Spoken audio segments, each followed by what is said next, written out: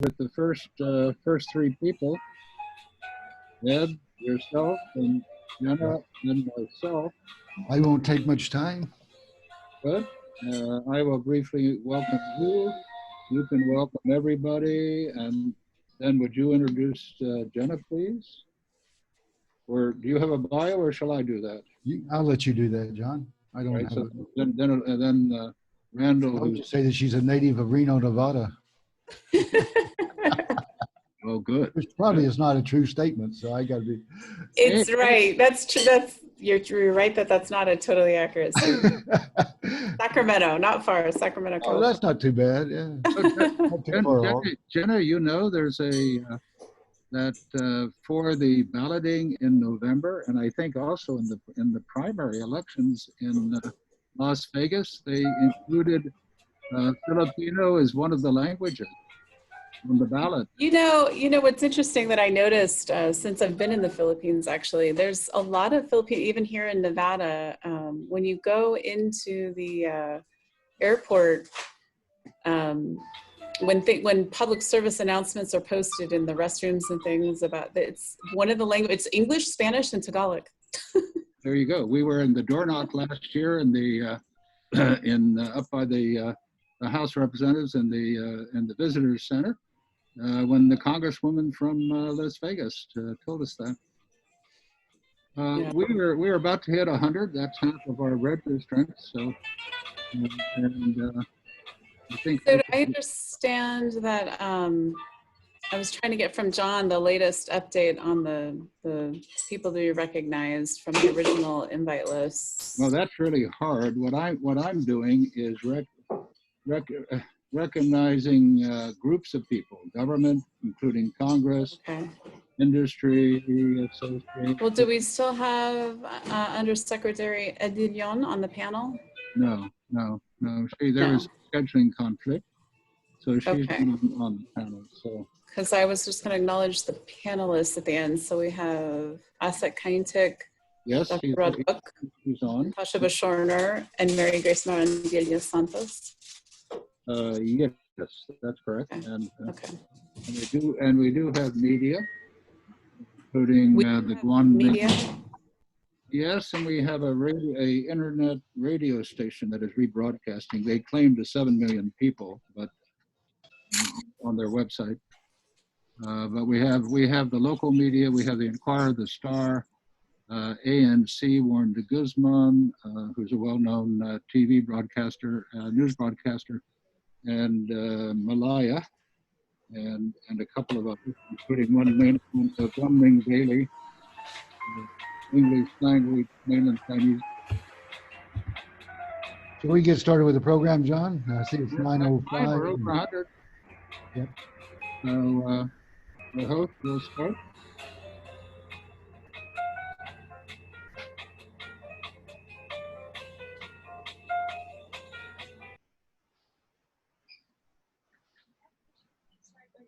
Good.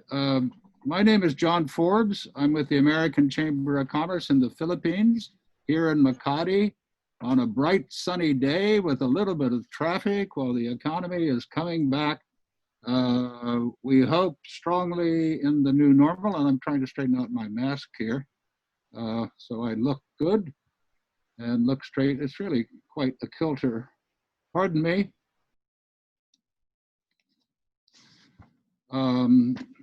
So we have a discussion series today, and I'll put up some slides a little bit later in a few minutes after you hear first from the rather famous executive director of the American Chamber of Commerce, Mr. Eb Hinchcliffe. Great to see you this morning, Eb, and you look bright and shiny out there in Salon Cavite. And Eb will be followed by a distinguished diplomat and development specialist, the economist from USAID, the acting director of the Office of Economic Development and Growth at USAID, Ms. Jenna Diala, who is in Nevada in the USA now. So Eb, if you could get this started. We have 105 participants, and I'll describe them a little bit more later on in a distinguished group of panelists. Welcome, Ed. Good morning, everyone, and welcome to this webinar on open access. John, it's good to see you. It's great to see you back in the office. During this pandemic, it's been a long time. I was there yesterday and finally got back. AmCham is open, by the way. We're rotating our staffs 2 days a week. So we are open for the, anyway, just want to say good morning and welcome to this open access. It's something that AmCham and John Forbes has been working on for more years than I care to think about. And now the bill's ready to go forward. So today's going to shed some light on that for us. And it's something that we're really looking forward to. AmCham has a lot of events. I would like to say that we also on July 21, we have an e-vehicle similar to this one today coming up, and I hope you'll check it out. We're expecting about 200 participants in this meeting today. Shows you the interest level for open access. So anyway, it's great. As John mentioned, I'm here near Tagaytay, working remotely for this week, the rest of this week, but it's great to be everybody. Great to have so many people join us. That I came to learn more about open access and not listen to Eb. So if I'm willing to do that, I'll turn it back over to John. Let's get on with the program, John.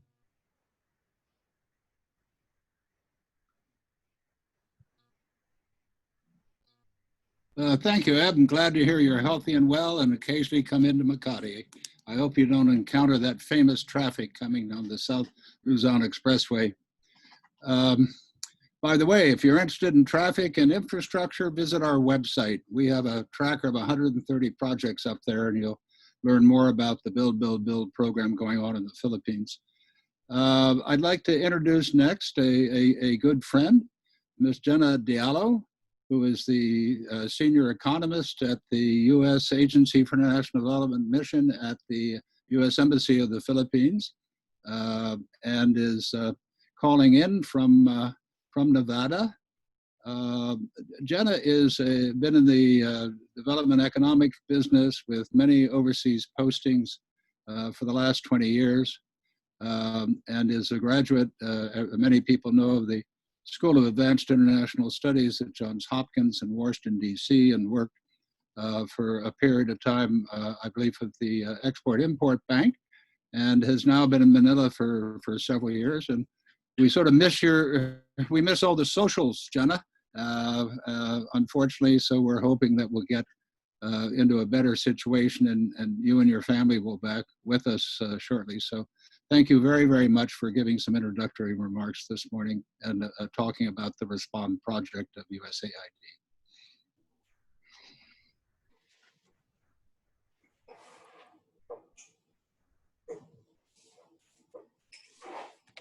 Thanks, John and Eb, and good morning. Let me just get my magandang umaga sa inyong lahat. Good morning. I'm pleased to join you this morning to represent the United States Agency for International Development, or USAID, the development arm of the United States government in the Philippines. Our new normal of meeting through webinars makes it difficult to follow, our usual protocol of recognizing the VIPs in the room. I do want to thank AmCham's Executive Director, Eb Hinchcliffe, and the AmCham-RESPOND Director, John Forbes, and our panelists who I will recognize individually in a few minutes. USAID as an agency values engagement with the private sector to create sustainable market-based solutions to address development challenges. We partner with the private sector for policy advocacy, to tap their expertise and innovative practices, as well as their network and market reach. We consider our collaboration with partners such as the UP Public Administration Foundation and the American Chamber of Commerce to be an essential element of our support for inclusive growth in the Philippines.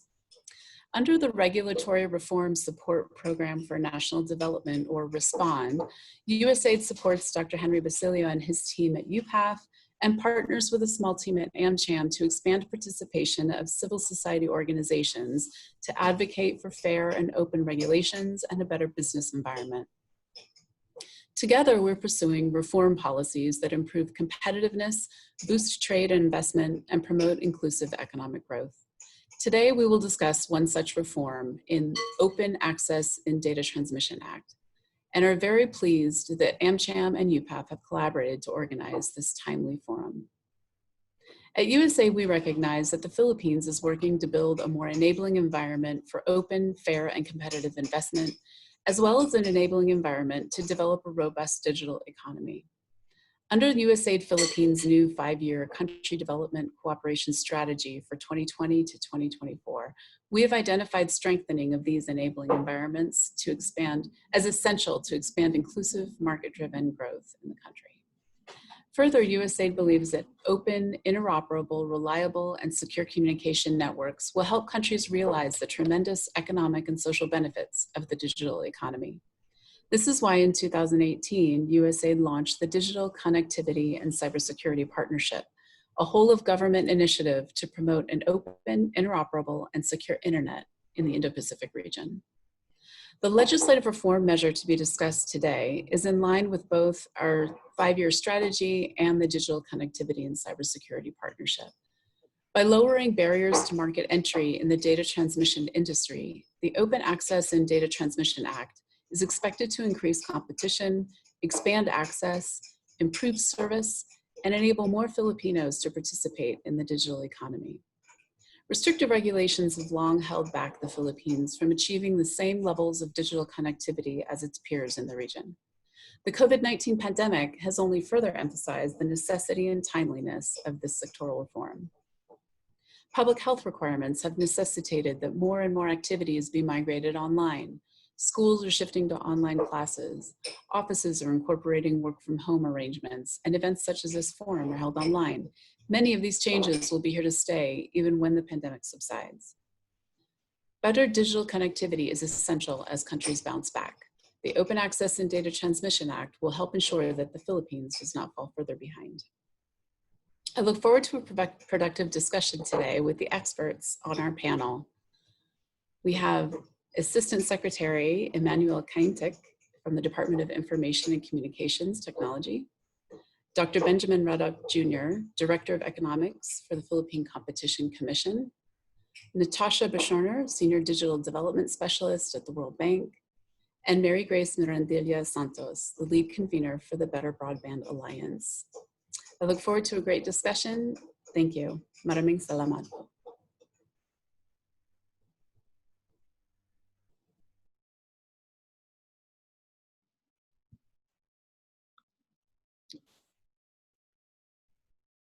All right, I think I'm back. It's hard to get the audience reaction. I can't see the audience, but we're all smiling, I hope, as you have your first cup of coffee. Thank you, Jenna. Thank you very much for those starting remarks. I would like to add a few slides and try to catch up. We're slightly behind schedule before we get a presentation from Grace Mirandilla Santos.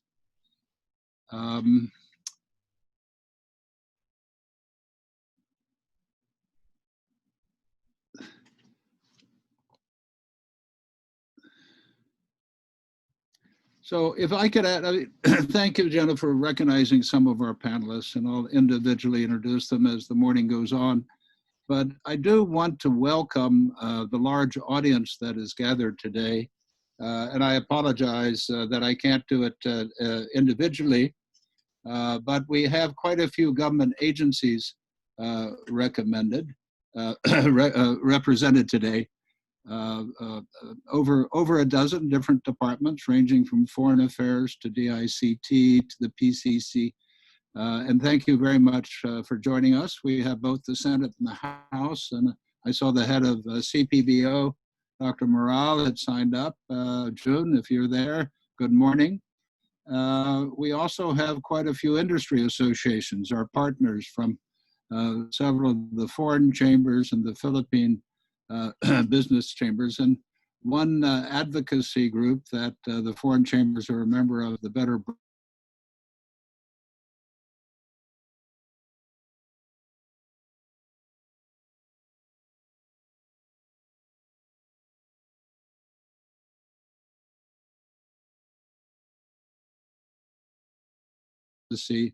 and some NGOs. I saw Sam Chittick of the Asia Foundation had registered. U.S. ASEAN Business Council, Alex Feldman, if you're there, the CEO from Washington, D.C., I'm sorry we're not there in Washington this week ourselves. Eb and I, we usually see you this week, but we'll see you next year on the door knock. And finally, we're many members of AmCham and some of the other groups. And at MAP, we have the head of the National Issues Committee, and from Phil Export, their chief advocacy policy officer.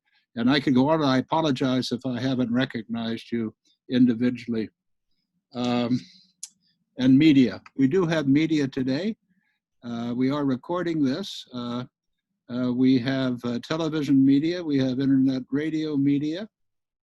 We have several of the leading Philippine broadsheets. And we are certainly open to questions from media.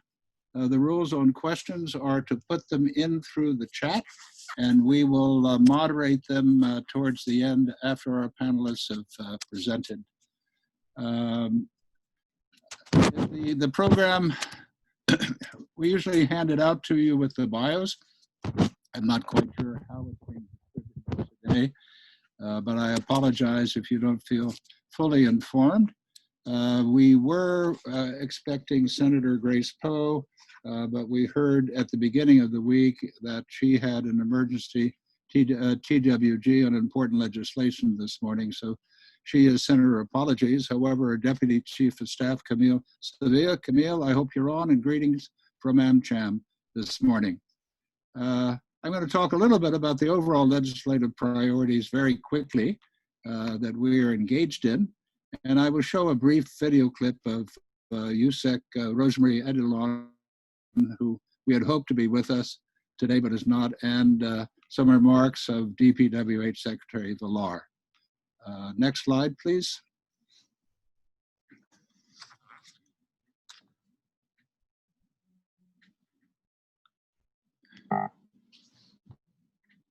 Randall.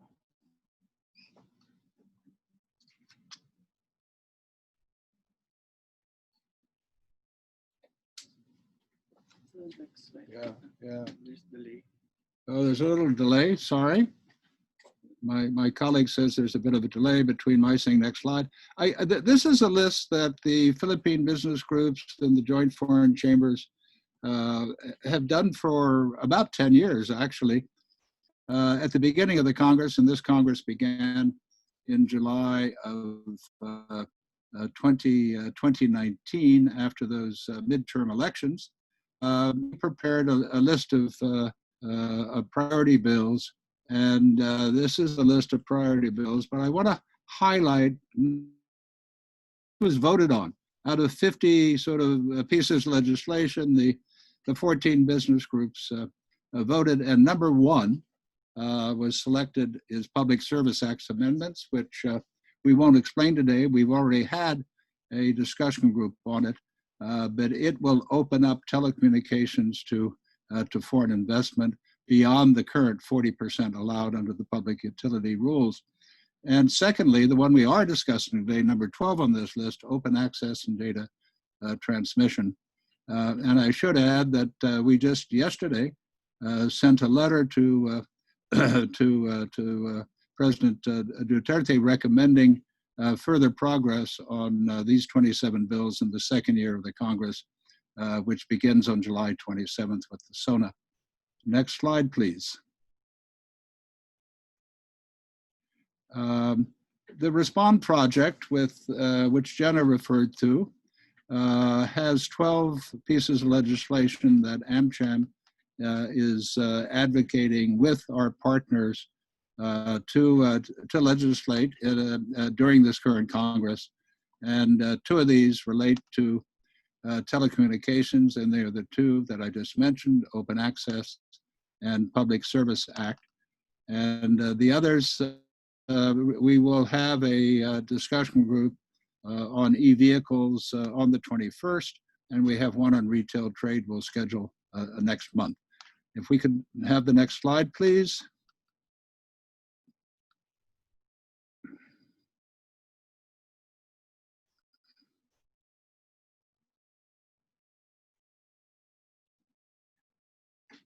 Um, well, today is the third in a series of 6 events we're scheduling before the end of September. And I mentioned we already had Public Service Act. That picture is of Sharon Garin, the chairman of the Economics Committee in the House of Representatives. And we've also talked about the Foreign Investment Act and the foreign equity restrictions in the Constitution. Today it's open access, and the 21st I mentioned electric vehicles. So we hope you will join these events because we have much more capacity now that we are doing webinars. Next, please.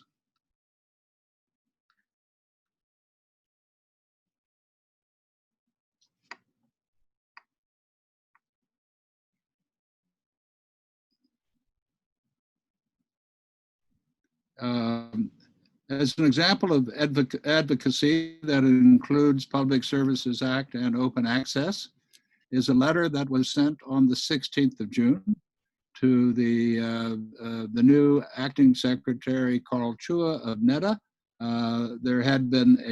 He had participated in a consultation at the Foundation for Economic Freedom. A letter signed by the Joint Foreign Chambers was sent to him afterward, encouraging that they be highlighted in the SONA, and since several have passed the House, that they now be certified as urgent. The status of foreign investment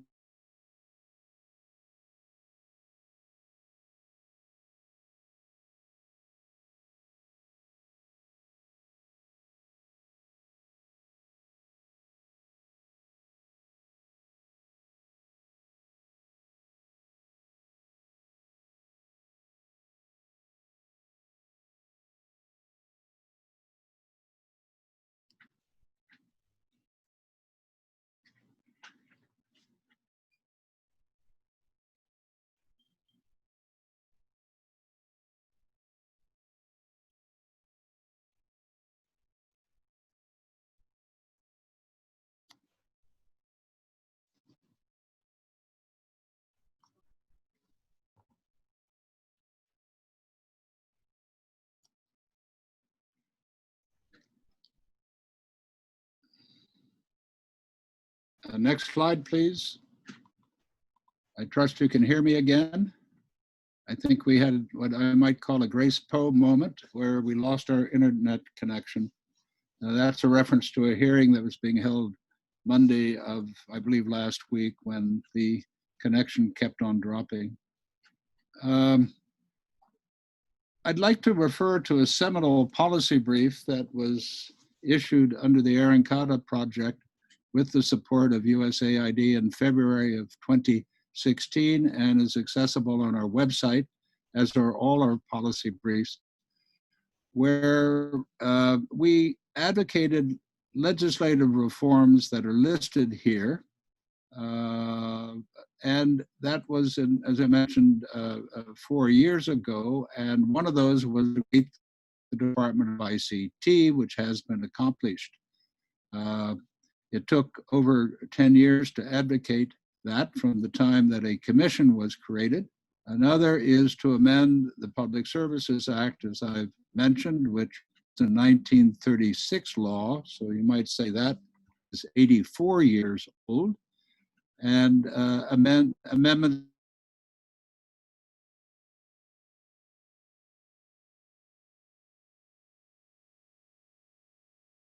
the NTC. So of these 5, DICT was signed by President Aquino, and now we're actively engaged in the open access and the Public Services Act amendments. And all of our policy briefs, again, are on the AmCham website. Next slide, please.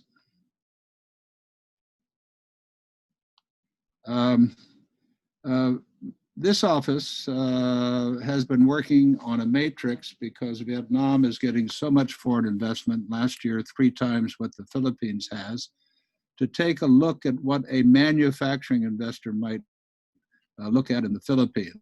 and we've drafted something, it's not publicly released yet, on 135 different factors. So we looked at broadband internet, and we saw that Vietnam is much faster, that it has many more cell sites to distribute it through the internet throughout the country, and that the ICT adoption rate is twice as good as it is in the Philippines. So this is rather shocking, and hopefully solutions will be found, particularly during this period of pandemic where we're more dependent upon digital infrastructure for virtually everything in our lives. So I just note this, and I know our panelists from the World Bank and the Better Broadband Alliance will be able to explain this in more detail after me. Next slide, please. The bill that was introduced in the Senate, SB 45, which is co-authored by Senator Ralph Recto and Senator Grace Poe, states in the explanatory note that as we transition to a more decentralized, distributed, and redundant data transmission regime, it is necessary to create a more relevant regulatory environment that will govern and focus on the internet and data transmission services. The Open Access and Data Transmission Act will further lower barriers and costs to entry of new players, especially in certain segments which do not need stringent requirements. And that bill will be discussed by our panelists subsequently. Next, please.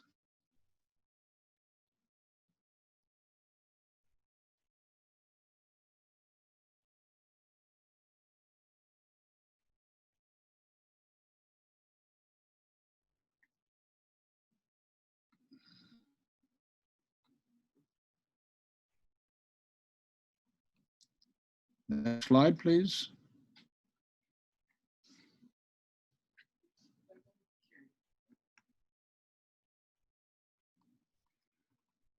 These are very recent quotes I want to share with you. The World Bank in its semi-annual economic report on the Philippines, and we're very pleased to have a representative from the World Bank Philippines office, stated that the Philippines is the only country in the ASEAN region that still requires a franchise from Congress as the first step in obtaining a license to build and operate a network. Global best practice points to having administrative license issued by either the industry regulator or ministry in charge of ICT, i.e. the executive branch rather than the Congress. And the economic team, which is headed by the Department of Finance Secretary Dominguez, is supporting the Open Access and Data Transmission Bill, which seeks to lower barriers to entry in the telecommunications industry to pave the way for better and cheaper internet, said Carl Chua in a briefing just last Friday.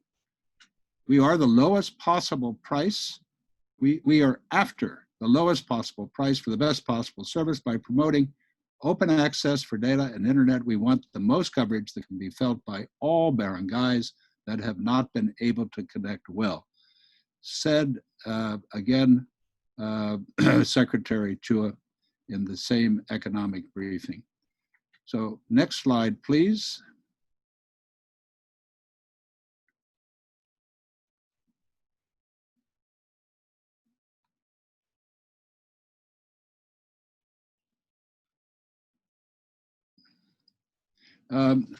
This will be a video by Undersecretary Rose Edelon that I believe was done at a forum hosted by the Makati Business Club and the Romulo Foundation a few weeks ago. Can we see the video, please?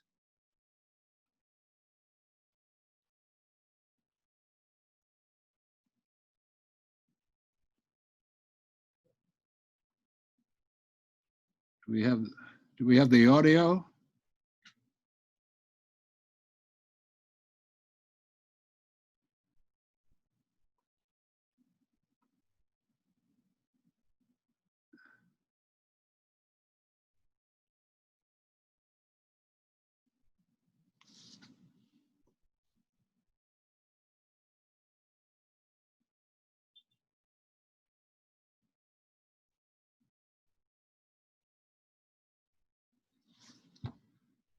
Well, we try to fix the audio. I think Yusek Rose is making some of the same. Yusek Rose is making some of the same points that were just made in the previous quotes. And if we can't, if I may summarize, and we'll skip over it, but she is basically endorsing the Public Services Act and the Open Access to Data Transmission Act. Could we have the next video, please?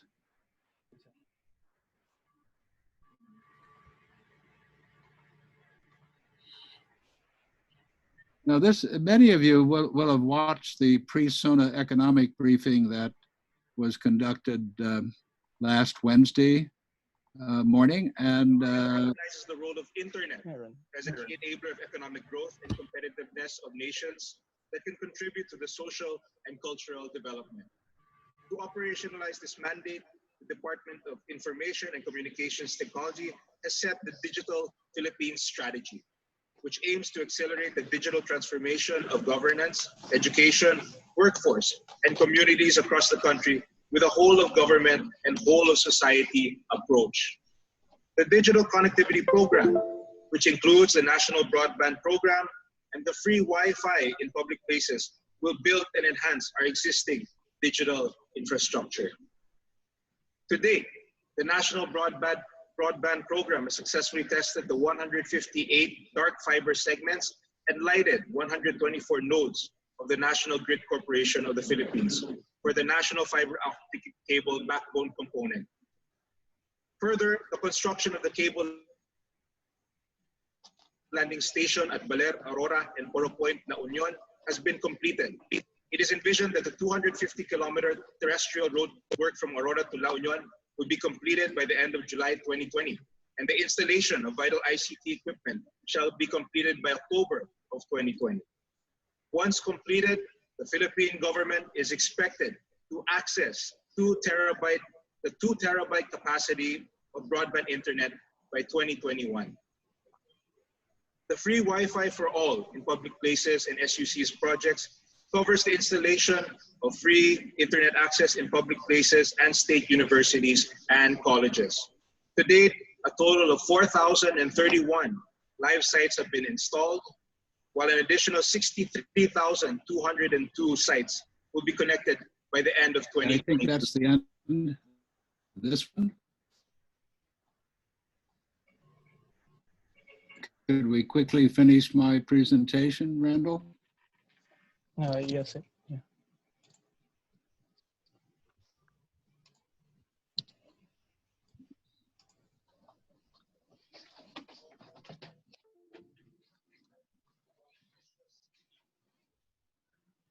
Yeah, we can skip the rest of Secretary Villar. That was the end of his.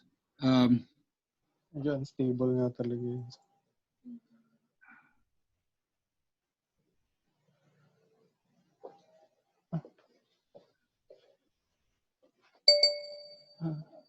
So that's that.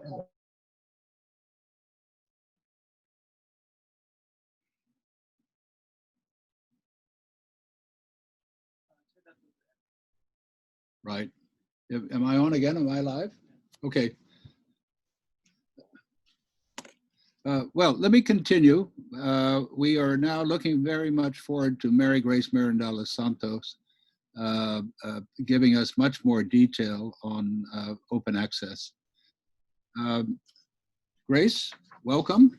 It's good to see you or hear you. I don't see you yet, but hear you with us today. We've been working with Grace for a number of years. In fact, she was the lead author of the policy brief that we published back in February of 2016, following a roundtable that we'd had some months before to talk about broadband. Grace is an independent researcher, and she specializes in telecommunications and ICT policy and the impact on technology on development and society. She is the lead policy researcher of a DFAT, which is the Department of Foreign Affairs and Trade of Australia, on broadband at the Asia Foundation.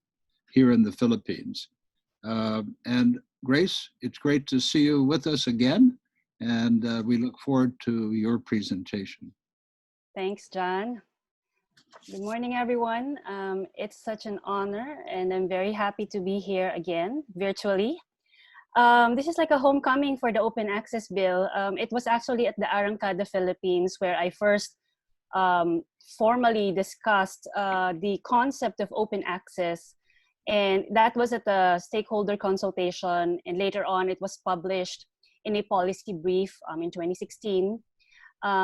It's quite personal to me because I do remember that I was pregnant at the time that I was doing this. So this advocacy for open access is actually as old as my second child. So 4 years, who would have thought that we'd come to this, right? I hope that this Congress will be lucky enough to have the opportunity to pass this landmark legislation, which ICT reform advocates such as myself envision to be one of the solutions to improving internet connectivity in the Philippines. Just a brief background on the Open Access and Data Transmission Bill. It was first filed in the 17th Congress. The principal author was then Senator Bam Aquino, and it was co-sponsored by Senator Win Gatchalian. And at the House of Representatives, it was filed by the ICT Committee Chair, Representative Victor Yap. In the 18th Congress, the bill was refiled by Representative Vic Yap at the House, and it has new authors in the Senate, Senator Ralph Recto, and now it's now co-authored by Senator Grace Poe. So we are very happy that our legislators are seeing the value of these legislation. Senator Ramon Revilla also filed his version. And at the House of Representatives, Congressman Johnny Pimentel also filed his version. Okay, let me share my screen so that we can now go to my presentation.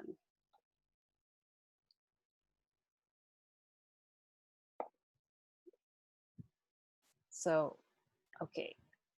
The open access in data transmission, or simply put, open access in the internet sector or industry, how are we going to benefit from this digital connectivity in the new normal?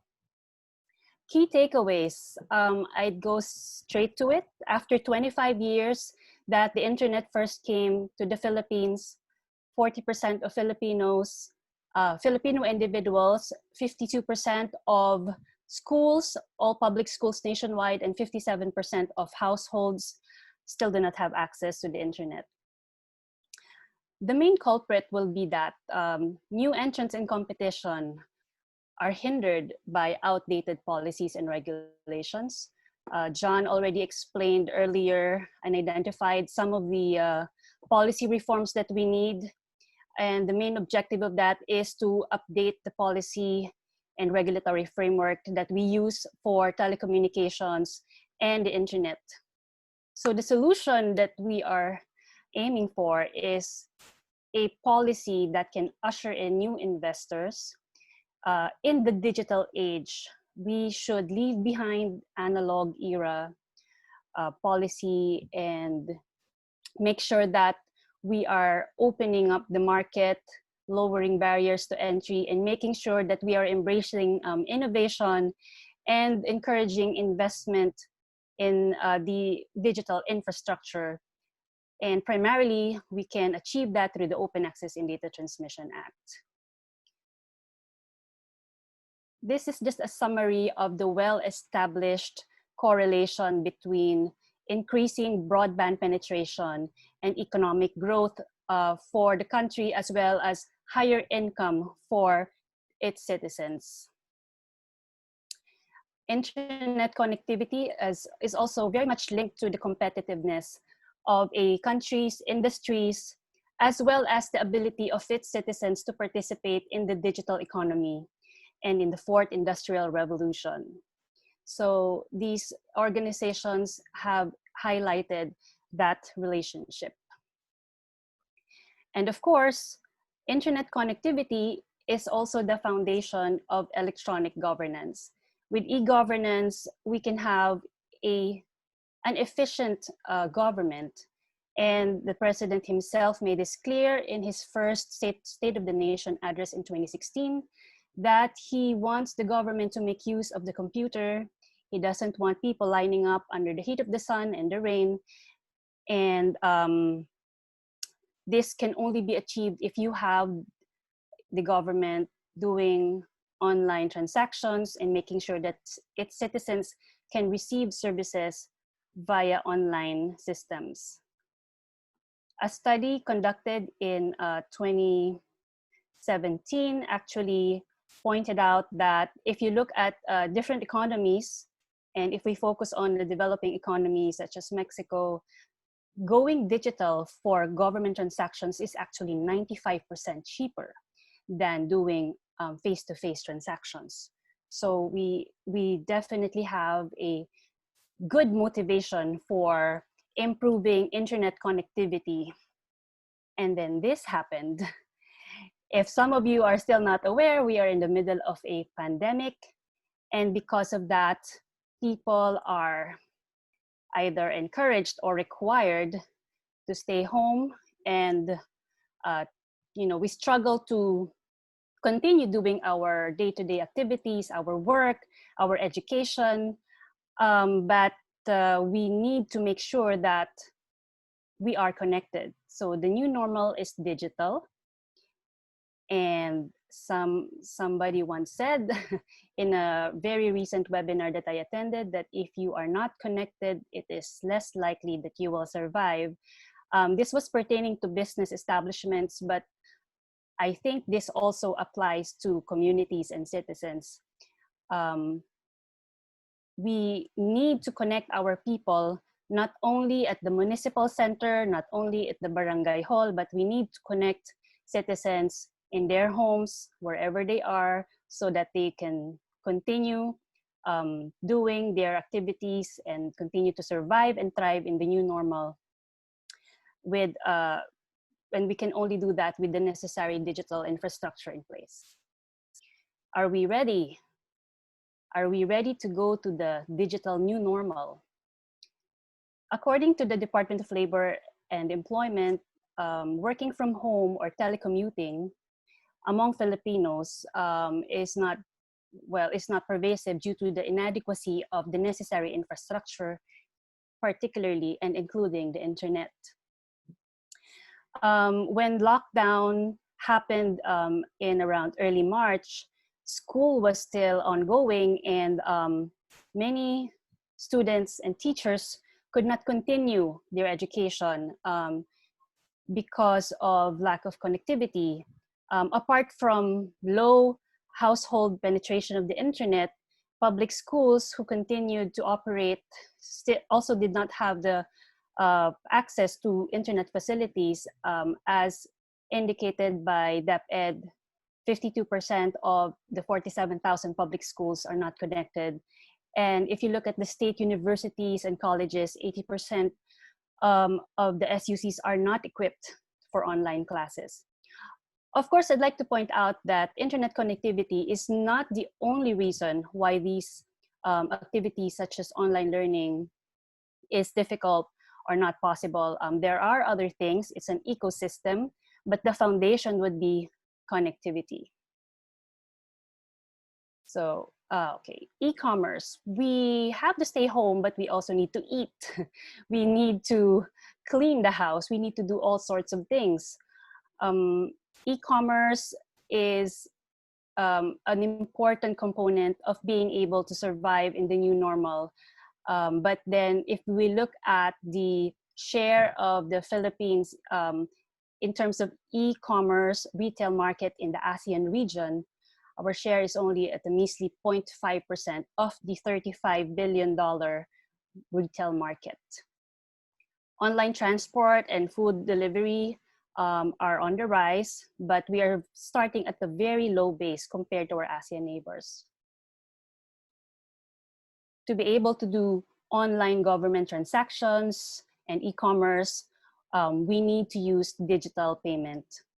And actually, if you use digital or electronic payment, it's also a way to promote financial inclusion. So those who cannot open their bank account, or those that do not have access to a brick and mortar physical bank, especially in the rural areas, would benefit very much from the digital payment system, which the Bangko Sentral ng Pilipinas, or the central bank, is actually pushing for very strongly for the new normal. Unfortunately, only less than 5% of Filipinos, adult Filipinos, regularly make digital payments. And if we go outside of the NCR, Luzon, Visayas, and Mindanao, we are seeing a very low number at less than 30% and at less than 10% in the Visayas area. And of course, we are, after all, in a public health crisis. We need to ensure that our health systems are supported by connectivity. We need to regularly collect, analyze, and report out information about our health. Our hospitals, quarantine facilities, barangay health centers need to be connected so that they can submit reports to the Department of Health, the Department of Interior, and local government, and so that the citizens can make use of mobile apps for contact tracing or for any other purposes during this pandemic. Unfortunately, as USEC Rose Edelion of the NEDA reported, there is very low access to internet facilities. What you're seeing here basically is a bar graph. The orange bar represents, sorry, the legend is incorrect. It should be orange. So orange means without access. So we are looking at the result of the National ICT Household Survey that was commissioned by the Department of ICT. This was conducted by the PRSTI. The survey was conducted in 2019, and they found that more than 87% of the barangays that were surveyed did not have access to free Wi-Fi. 70% did not have fiber optic cable networks in their barangay, and around 64% did not have cellular mobile towers in their area. This map is an updated map from what the National Broadband Plan published in 2017. It shows you areas in maroon or in red, whatever color you see, that are unserved by an internet service provider. And we see a lot of those in northern Luzon, some parts of central Luzon, eastern Visayas, and some parts of central Visayas, Palawan, and many parts of Mindanao. The total number or percentage of the population without internet is at 46%, according to a 2019 survey of the social weather stations. And as you go to the different regions, you will see the gap in the digital access of Filipinos. In the Visayas, it's less than 35%. Looking at the market, we also see that we have limited market players, internet service providers that serve or offer fixed broadband are mostly the two dominant players, plus two emerging market players. And for mobile service, we only have two, which is PLDT Smart and Globe. And looking at the level of market concentration using the HHI, both of these markets are considered highly concentrated. And lastly, the main culprit is that we are using analog policy in the digital age. It is no joke that the telephone that you see there is the image that I used, because we are using laws from the 1930s. And I think even John and Eb have not been born then yet. Let me confirm later. But definitely we are still using analog policy while most Filipinos are communicating and connecting using digital devices and technology. So how do we improve digital connectivity? This is a simple illustration of how it should be done. Of course, it's easier said than done. We need to get more players into the market, more internet service providers who will be allowed to build infrastructure using different types of technologies. And we need to make sure that our policy is reflecting what technology and connectivity we use, which is digital. The Open Access in Data Transmission Act is based on a policy and regulatory framework that ensures that new entrants are able to enter the market without much barrier to entry. An open access framework creates competition in all layers of the IP or internet network, along with a variety of physical networks and applications. This simply means that internet connectivity, the backbone network, the middle mile, which connects the backbone to the different provinces and municipalities, and the last mile, where you have your access network or that segment where the network connects to the end users. Each of these layers should be open and competition should be allowed. In some cases of open access, the physical infrastructure is separated from the services. So there are models in some countries where wholesalers or those who operate the network and sell wholesale bandwidth or lease fiber are separated from the retailers. And to me, this is the most important component or feature of the open access framework, is that anyone can connect to anyone using any technology. And it encourages innovative, low-cost delivery, especially at the local networks. Essentially, the open access network is like the opposite of having a vertically integrated monolithic whole. It encourages distribution, decentralization, which is actually how the internet works. This is an example of a business model of open access. So if you look at the leftmost bar, that represents a single vertically integrated operator. It basically offers the passive infrastructure or the network, the communications or active infrastructure, as well as the retail segment. In the Philippines, we are at this level. This is the model that we're using. But as you go towards the right, you can see that there are different kinds of business models that can operate and that is viable. You can have a separate retail provider and have a single passive and active infrastructure service providers, and different iterations of that. So the fully separated model would be having a network operator that's separate from the active infrastructure operator that is also separate from the retailers. The bill that is pending in Congress puts forward 3 key reforms. First, it lowers barriers to market entry for internet service providers. So any entity who wishes to offer internet services would be allowed to enter the market, build and operate its own network, and offer internet services to the end users. It also aims to fast track and lower the cost of broadband network rollout, making sure that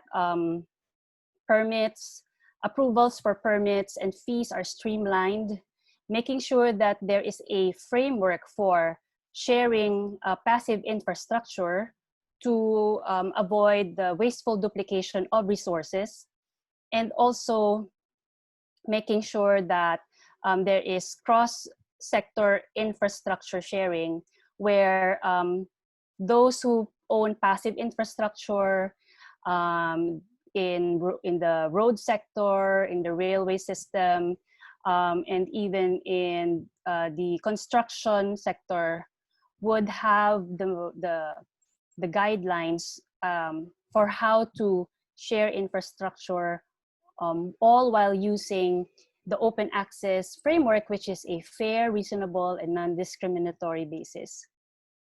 And finally, the Open Access Bill also aims to make more spectrum available for internet connectivity, essentially making sure that there is radio spectrum that can be used for different types of services throughout the country, not only in the urban areas. So the first problem, high barriers to entry. In the Philippines, as was pointed out by John, we are the only country that requires Congress to pass a law to enable or to allow an entity to build and operate a network. Now, the word network is defined in the implementing rules and regulations of RA 7925, or the Public Telecoms Policy Act, which was enacted at the time when landlines was still the main mode of communication. And if you read through the Public Telecoms Policy Act, you will see a lot of mention of local exchange service. Local exchange service, which nobody knows anymore these days, is basically your landline. So the Open Access Bill has provisions to allow more and different types of players, making sure that these players are not merely resellers of internet service, but are allowed to build and operate their data transmission network. So essentially, the bill is introducing a simple and efficient registration process in place of a franchise and provisional authority, or CPCN, which is, of course, in line with global best practice. Later on, I'll show you a list of countries. Actually, we don't need the list because we are the only country that still requires a franchise.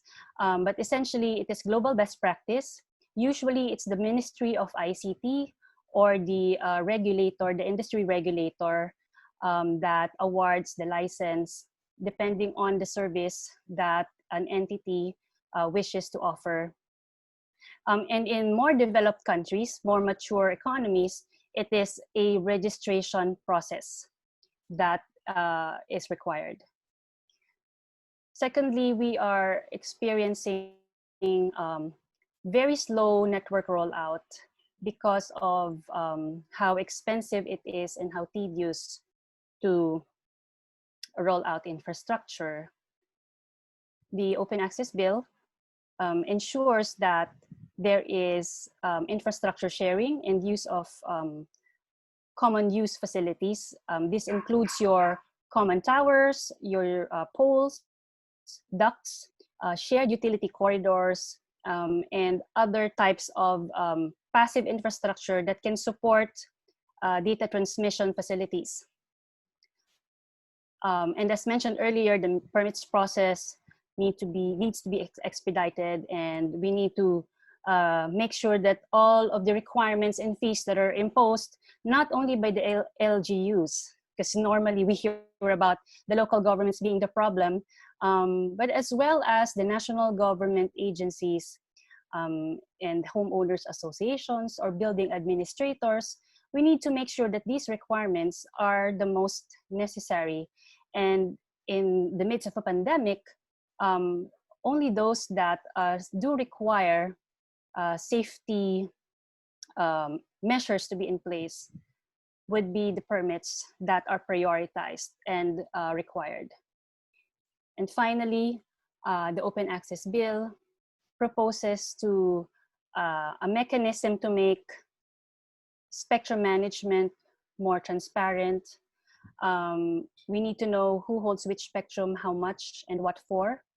It proposes clear rules and guidelines on how to recall spectrum, how to reassign it, and how to approve co-use applications. And essentially making the decision-making more consultative, and more stakeholder driven as well.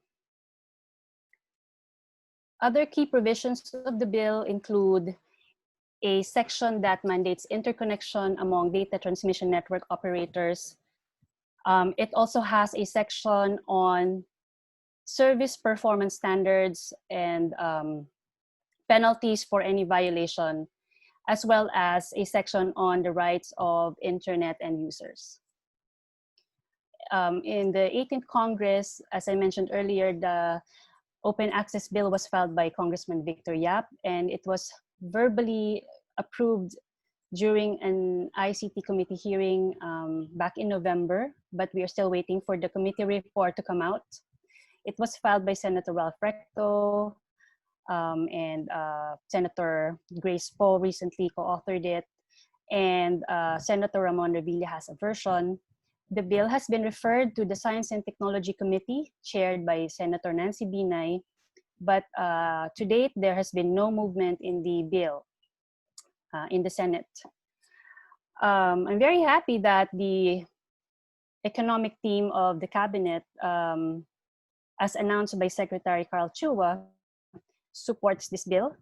Other organizations are supporting this as well, including PhilExport, the Philippine Chamber of Commerce and Industry, of course, the Better Broadband Alliance. And I heard recently that the Regional Development Council of Region 10 also, I think, passed a resolution where they are supporting the Open Access Bill. So we are thankful that those in the regions are also seeing how much this bill will benefit them. This bill, once passed, is actually envisioned to be the digital connectivity law for the country, and it will mostly, I think, benefit those in the countryside, you know, which we are always talking about internet quality, but most of the time when people discuss how poor internet connectivity is, we often ignore that in many places in the country, especially in the rural areas. Actually, even if you're just going outside of NCR, many people do not have access to decent internet connection, and coverage is very limited, as we have seen in the network map shown earlier. That ends my presentation. Thank you so much for listening, and I'd be very happy to discuss the details with you later on during the Q&A. Thank you, John. Back to you.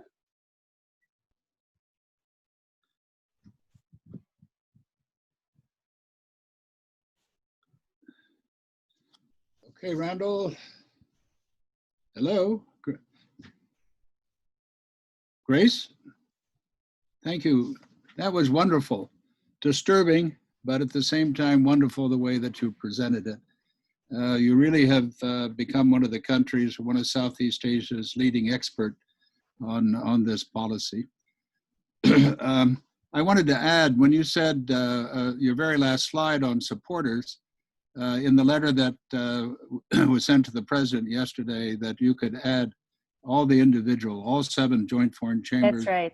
In the Philippines, the Makati Business Club, the Federation of Chinese Filipino Chambers of Commerce, and if I missed, an Alianza Agricultura. So I'll give you a full list if you add that. And also note that we have over 12 universities from around the country, including Bicol, including Palawan, including Davao and Catanduanes, a whole bunch of schools and science schools that are watching today. And I think they could pick up your call to arms, so to speak, to improve the internet in their regions of the country.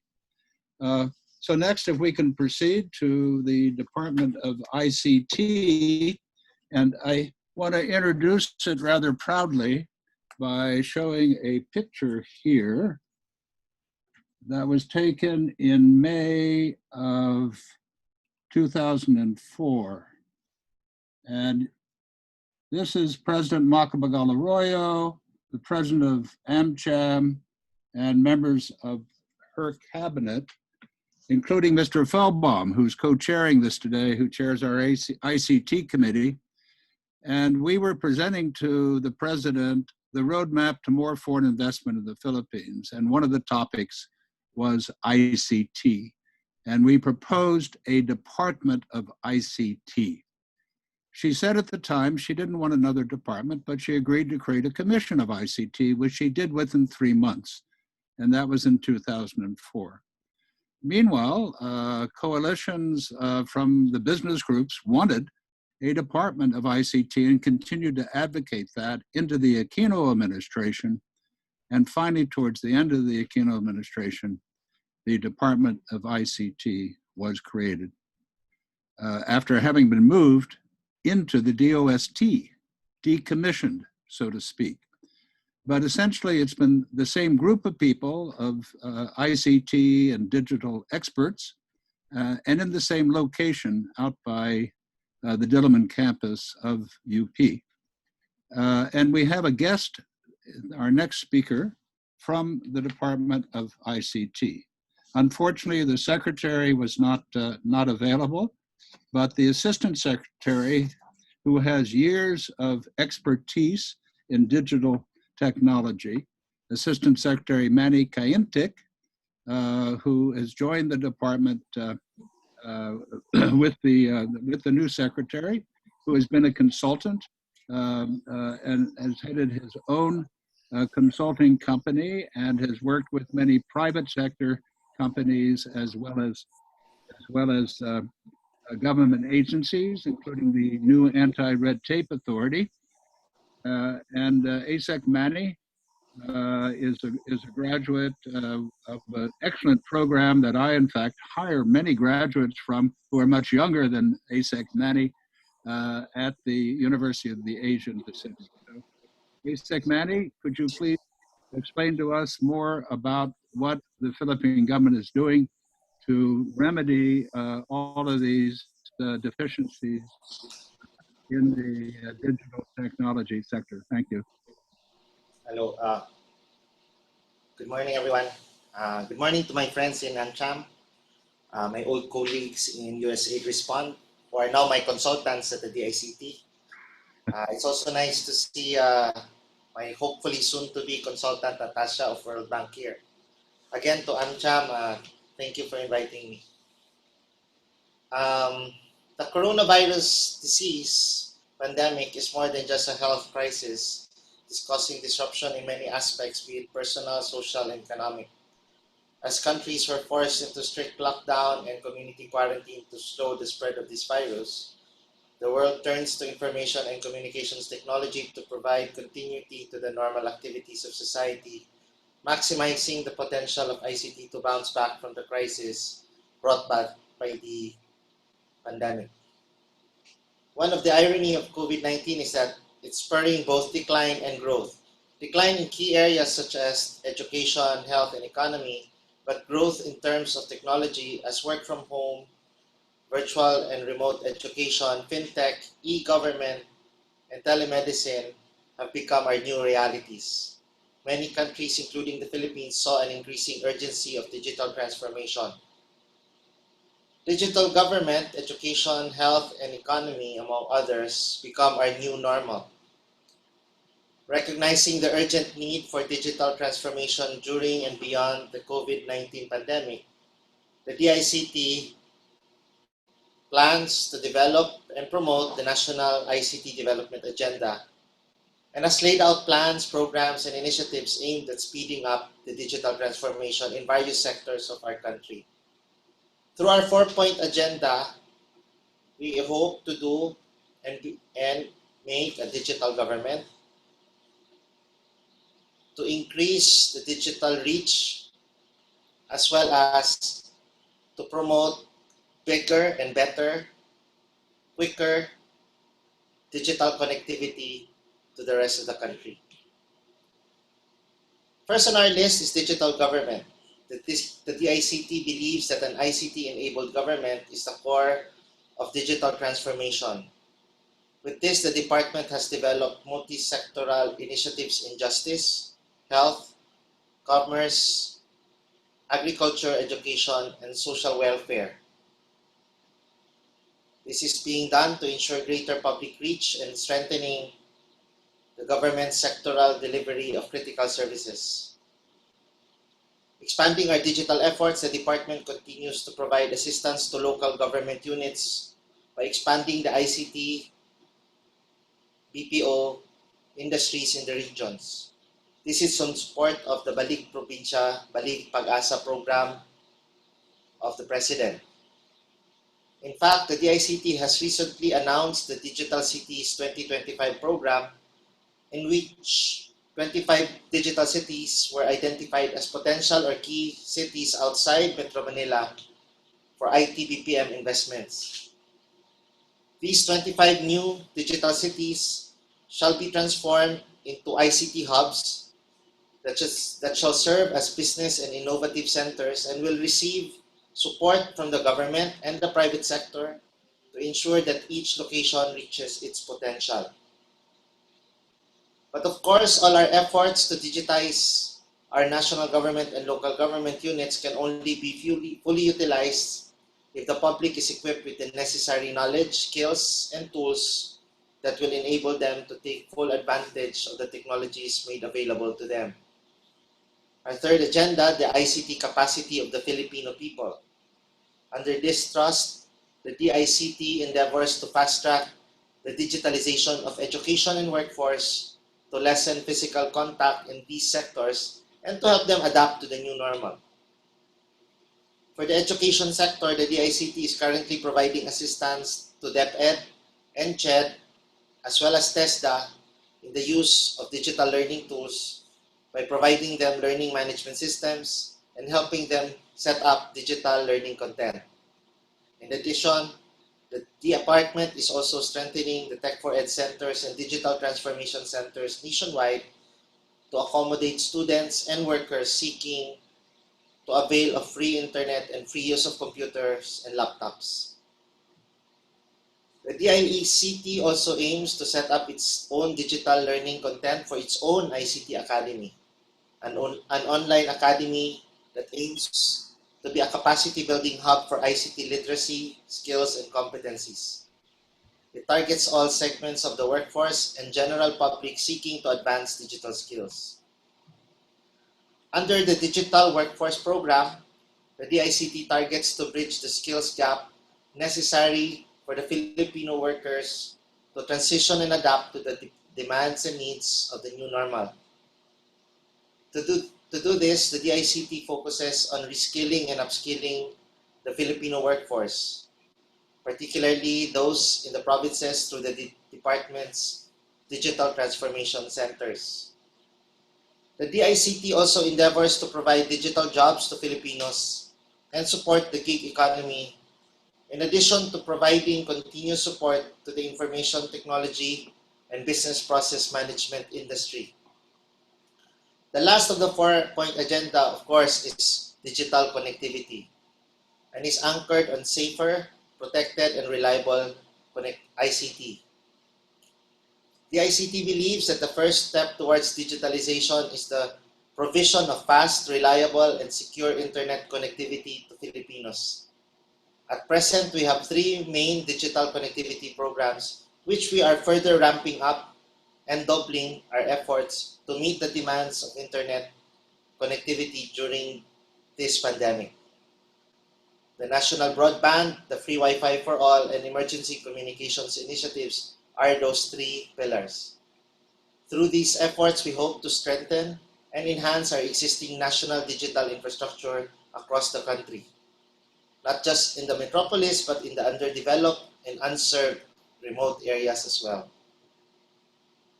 These connectivity programs are, of course, complemented by our strengthened cybersecurity measures as work, education, commerce, and other key services becomes increasingly reliant on ICT. It also becomes increasingly necessary to secure our country's digital infrastructure, as well as our people with strong cybersecurity protection that adheres to international standards. However, government ICT infrastructure wouldn't suffice.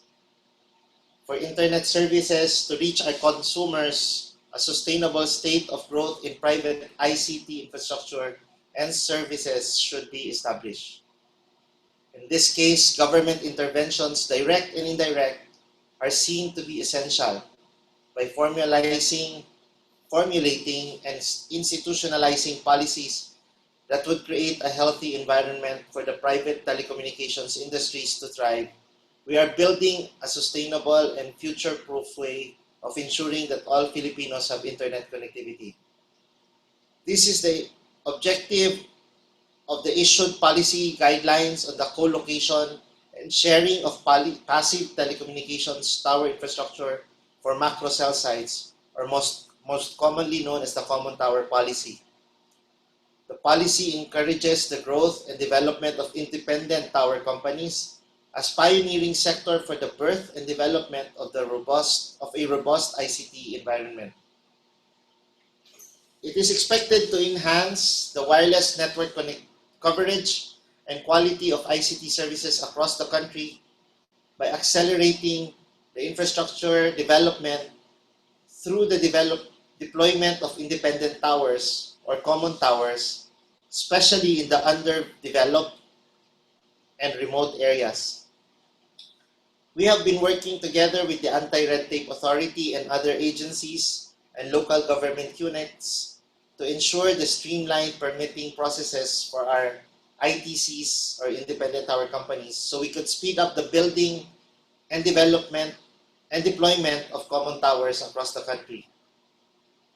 The DICT, as the vanguard of ICT development in the country, aspires for Philippines to develop and flourish innovation and constant development in ICT. Anchored on the same principle, the DICT supports the passage of the Open Access and Data Transmission Act.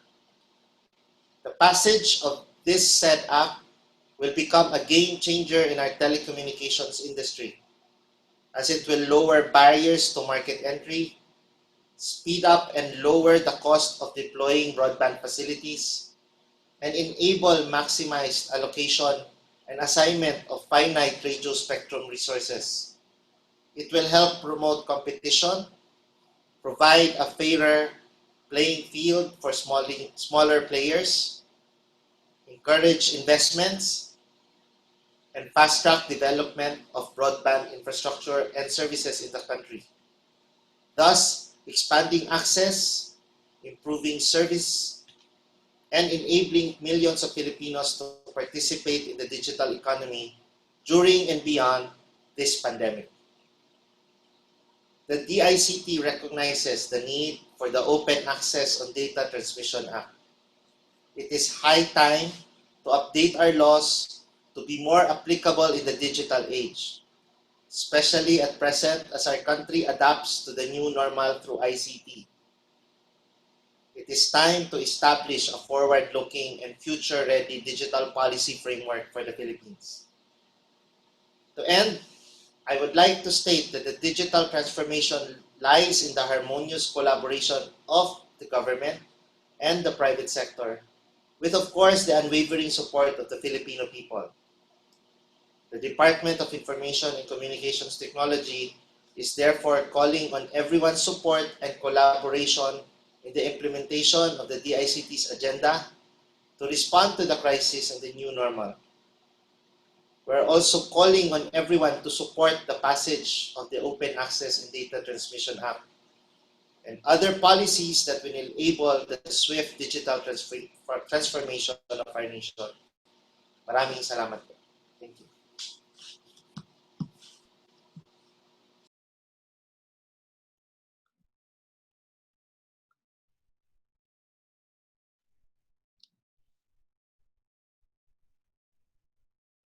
Asek Mani, that was a superb presentation and a very, very strong call to get on with the future.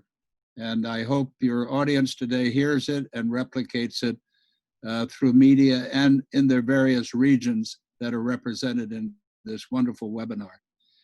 We're a little bit behind time, and I want to move on now to our next speaker, who comes from the Philippine Competition Commission, Dr. Bing Radok, who is the economics director at the PCC. And again, if we talk about how long legislation takes to change, it took 23 years until I was present at the signing of the Philippine Competition Act by President Aquino just a few years ago, 5 or 6 years ago. And President Aquino very wisely named our good friend, the then head of NEDA, Dr. Balisacan, to chair the commission. There have been excellent commissioners.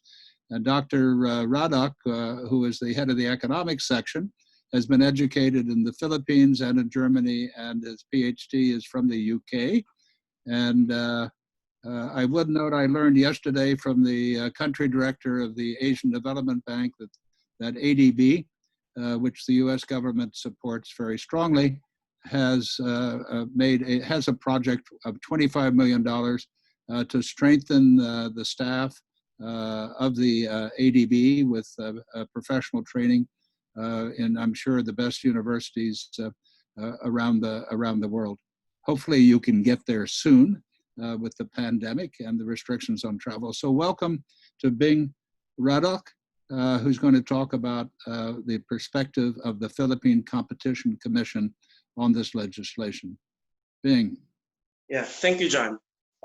In addition to the support of the ADB, if I may add, we are also thankful to Respond in the USAID for the institutional reform that they're helping us with. So again, thank you for inviting the Philippine Competition Commission to this discussion series. Before I do the talk, may I request John to flash, or Randall, please, to flash the deck.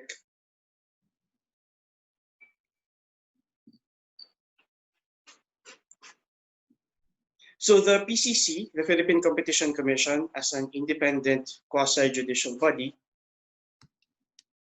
has primary jurisdiction over competition issues. So in addition to its mandate of regulating anti-competitive conduct, the PCC also actively advocates for pro-competition measures.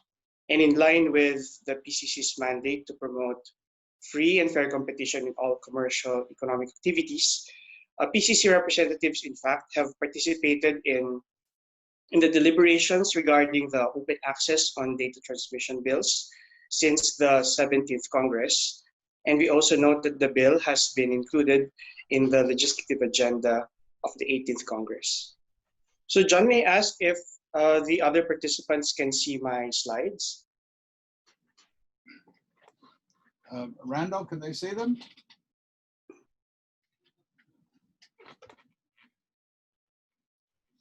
Bing, it should be up shortly. Okay, thank you. So on the next slide, please. Okay, the PCC supports the passage of the Senate and House bills on open access in data transmission. So early on, the Commission has identified the telco sector as one of its priority sectors for its competition advocacy functions. We recognize in the PCC that in addition to enforcement of the Philippine Competition Act, a very important aspect of our work is in advocacy. Because if people in government and the public do not understand the importance of competition, we think that our job would be very, very difficult, including that of our sector regulators. Why is the telco sector important? It is known that the manufacturing sector depends heavily on some services which we call ancillary non-traded services. So these services include power, logistics, transportation, telco, and others. So if these ancillary services are inefficient and high cost, this means that the tradable goods sector, especially manufacturing, will necessarily be dragged down. This means that if we are serious in propelling growth in manufacturing and in creating more jobs, also in advancing consumer welfare through lower prices and more choices for our consumers, significant improvement in ancillary services should happen. Tradable goods are forced to compete with imports. What this means is that if you are a consumer and you are unhappy with a locally manufactured product, you have the option to switch to an imported good. However, this unfortunately is not the case for non-traded services. This means that government needs to improve the competitive landscape in ancillary services by leveling the playing field and be on the lookout for signs of abuse by large market players.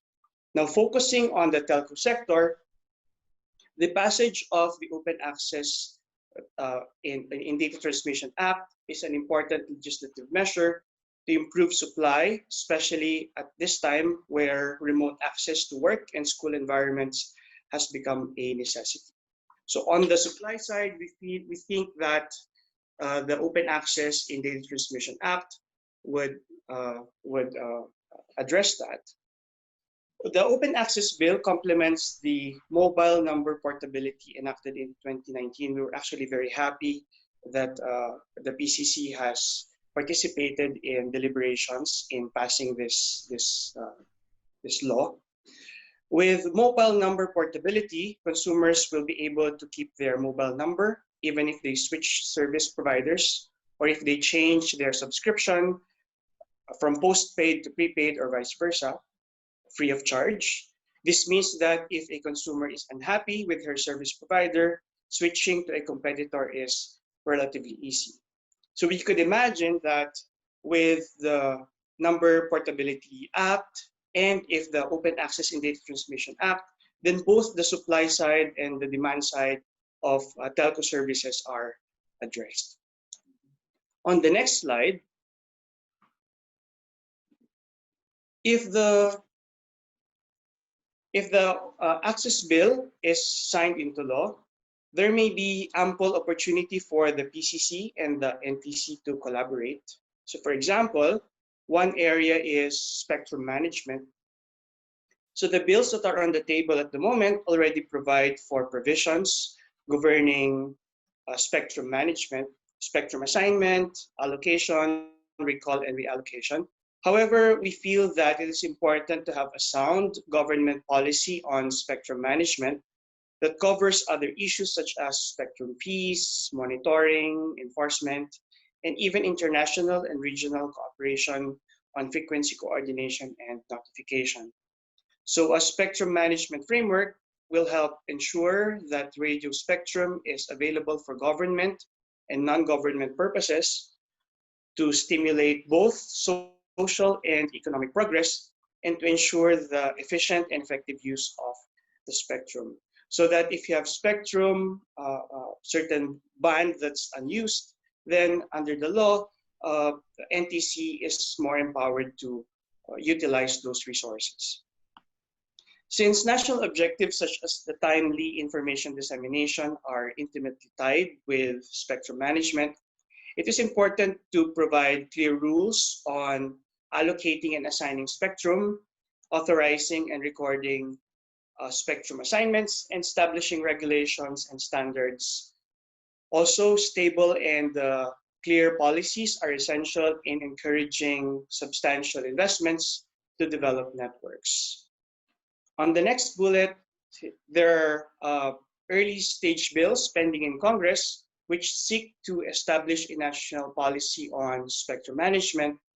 So while a specific standalone comprehensive law on spectrum management is ideal, pending the enactment of the comprehensive law, the relevant agencies such as the PCC and the NTC are enjoined to publish a spectrum management network that would be applicable to the data transmission sector. Because we imagine that among business people, what's important for them is reliability, transparency of regulations so that they are able to make business decisions very well. On the next slide, another area for collaboration between PCC and NTC is in terms of operationalizing the notion of what we call substantial market power, or SMP. The determination of the existence of SMP is primarily a competition concern. So as such, the determination of the existence of SMP falls within the legal mandate and competence of the PCC. However, we also recognize that the telco sector is a specialized field, and NTC has critical information on the market and its market players, particularly the engineering side of the sector. So in recognition of the potential synergies between PCC and NTC, there is value for these agencies to jointly define and set guidelines in regulating entities holding SMP.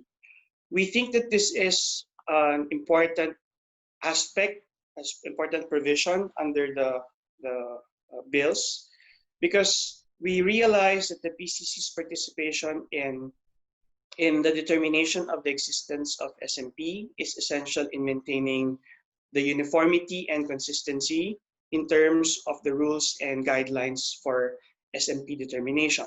You might be aware that the PCC reviews mergers and acquisitions. It investigates possible cartels, possible abuse of dominance. So it is important that there is consistency and there is clarity in the determination of the SMP. So having varying rules in SMP determination might lead to confusion and ambiguity, and we want to avoid that. Also, this can preempt possible jurisdictional issues that may arise in terms of regulating competition matters in the telco sector. So at the outset, if the delineation in the work of the PCC and NTC and the areas where they can collaborate is clear, then such confusion is unlikely to happen. Next slide. So in ensuring competition, having more market players is typically better.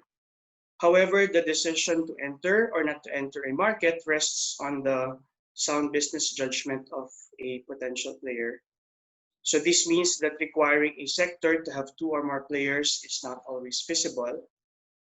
So to account for peculiarities in market conditions, the notion of what we call fair competition may be couched in broad terms under the bills, but include specific competition principles and policies that are enshrined under the Philippine Competition Act. So as such, all industry players are encouraged to observe fair, reasonable, non-discriminatory treatment in all their dealings, and that barriers to entry are eliminated.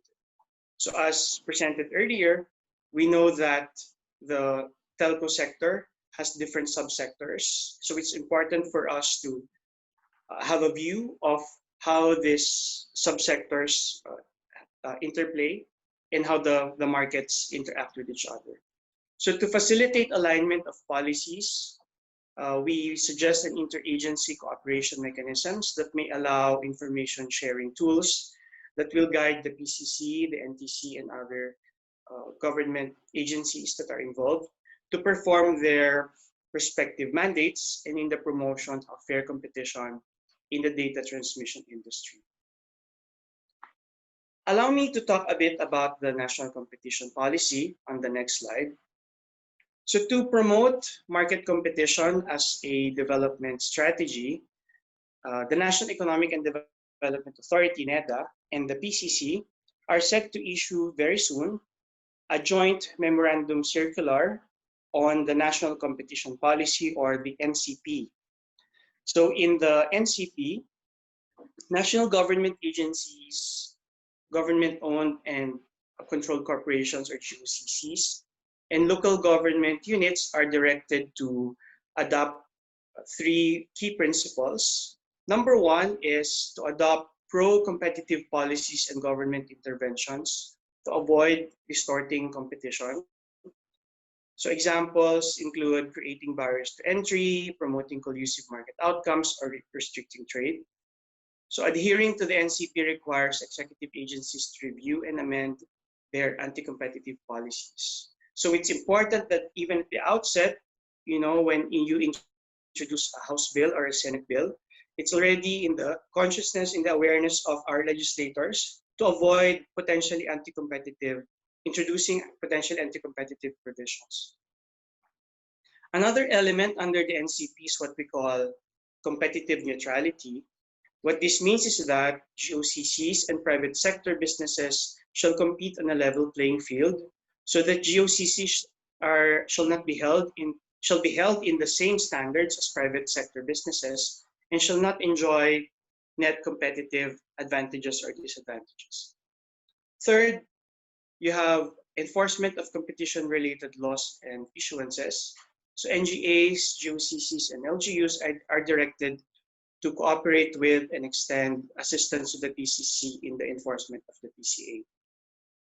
So with the three elements of the NCP, it is clear that the National Competition Policy, which complements the Philippine Competition Act, requires a whole-of-government approach to increase competition awareness within government and among the public. And we, given our support to the current bill, incorporating pro-competitive provisions in the Open Access in Data Transmission Act is in the right direction. So let me end here. Thank you, John.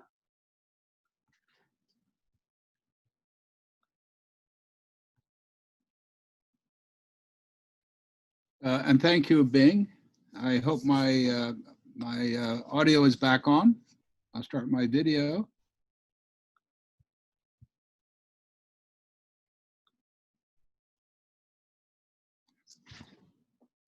Thanks very much to the Philippine Competition Commission.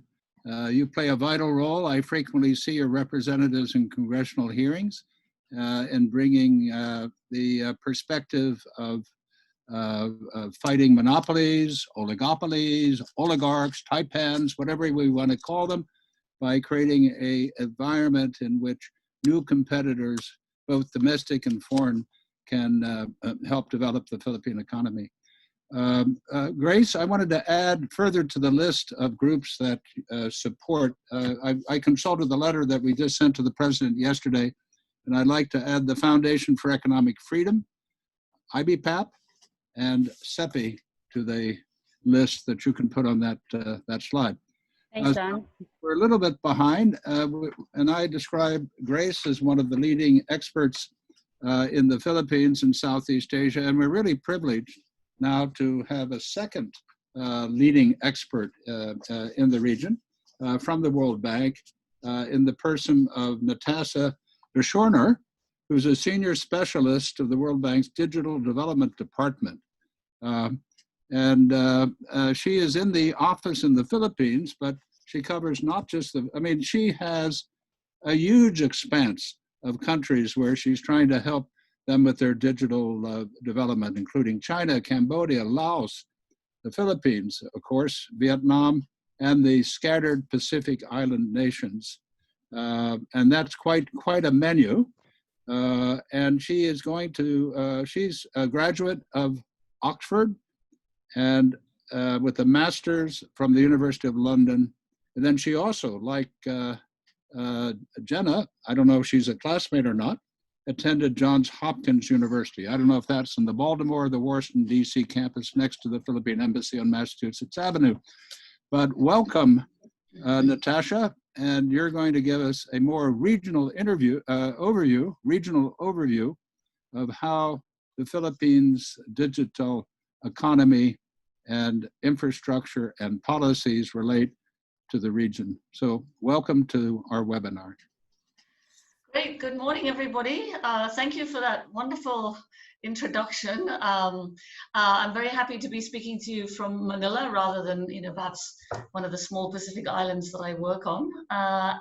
It's great to see, some familiar faces and people in the audience from DICT, of course, PCC, and also my fellow panelist, Grace.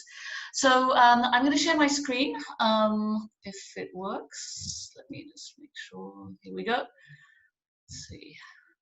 Make sure I don't share the wrong thing. Okay, so I hope you can see that. A lot of the key issues have, of course, been very eloquently outlined by previous speakers. And right now, I mean, living and working in the Philippines right now, you get a sense that there's a real momentum now about accelerating digitalization. So I'll just share a few thoughts about Philippines in the context of ASEAN and why digital connectivity is so important for development. But it is unfortunately not advancing. Here we go. So connectivity is, of course, part of this bigger picture of digital transformation. And it's everything from digital platforms, financial services, entrepreneurship, job creation, skills.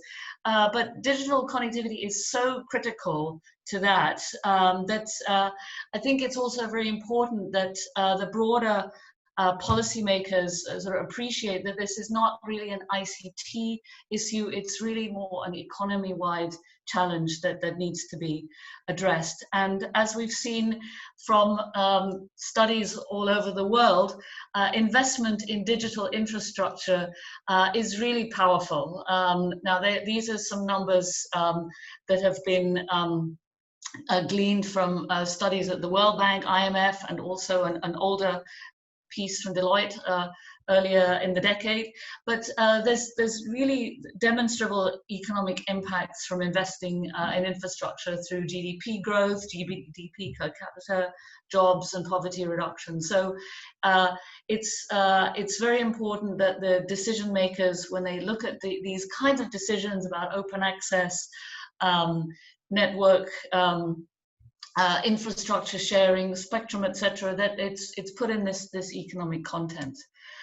And as we can see, affordable connectivity is really essential for the platform economy, which is growing very rapidly all around this region, and has been accelerated to some extent by the pandemic. So as you can see, this was a study that was done by Google Temasek, but it showed how the economies throughout this region have been, particularly actually Indonesia, had been expanding on the back of improved connectivity. But as you can see, there is still some lagging economies in this regard. And the Philippines, when you look at the regional context, has not been growing as fast as some of its neighboring economies in some of these. Now, of course, the pandemic will certainly has affected online travel and ride hailing, but those sectors will rebound. And again, it's the quality of connectivity and access and affordability that will really make a big difference there. The World Bank did a study some years ago and has been maintaining this digital adoption index. And in that, we can see that in the Philippines, when you look at ASEAN neighboring economies, certainly the Philippines is outperforming the much smaller low-income economies in the region, but it's still lagging in terms of overall digital adoption, whether it's business or particularly by government. So we look forward very much to working with our colleague Ase Kaintik over at DICT to help accelerate this digitalization of government in particular, but also looking at what measures can help to accelerate the digitalization of businesses. So coming back to really the core issue and why these regulatory and legislative measures are so important. The Philippines is absolutely still facing a very significant digital divide. The numbers show this very clearly. And when you do the comparative analysis versus other economies in ASEAN, you can certainly see that across the whole ASEAN region, a very large number of people still lack affordable and reliable connectivity. And the Philippines, although it has done very well in providing basic mobile access to most people in the country, is still very much lagging on 4G and also lagging on fixed broadband, which is very critical for businesses. So this digital divide is really something that when you do the comparative analysis across ASEAN, there's a lot of scope for improvement in the Philippines. And as you can see in some of these comparative data, you know, the benchmarking between Philippines and other ASEAN economies, you can see the differences quite clearly. So there's a lot of scope.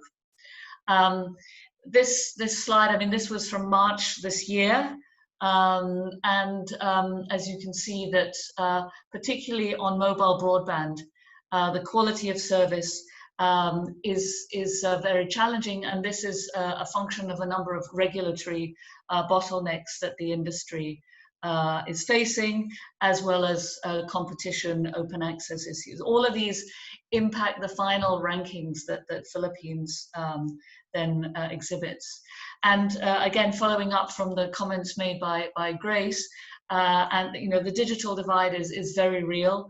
I think there will be a lot more discussion about this. There's already a lot more discussion about this in the context of online education, which is the policy going forward for the next year.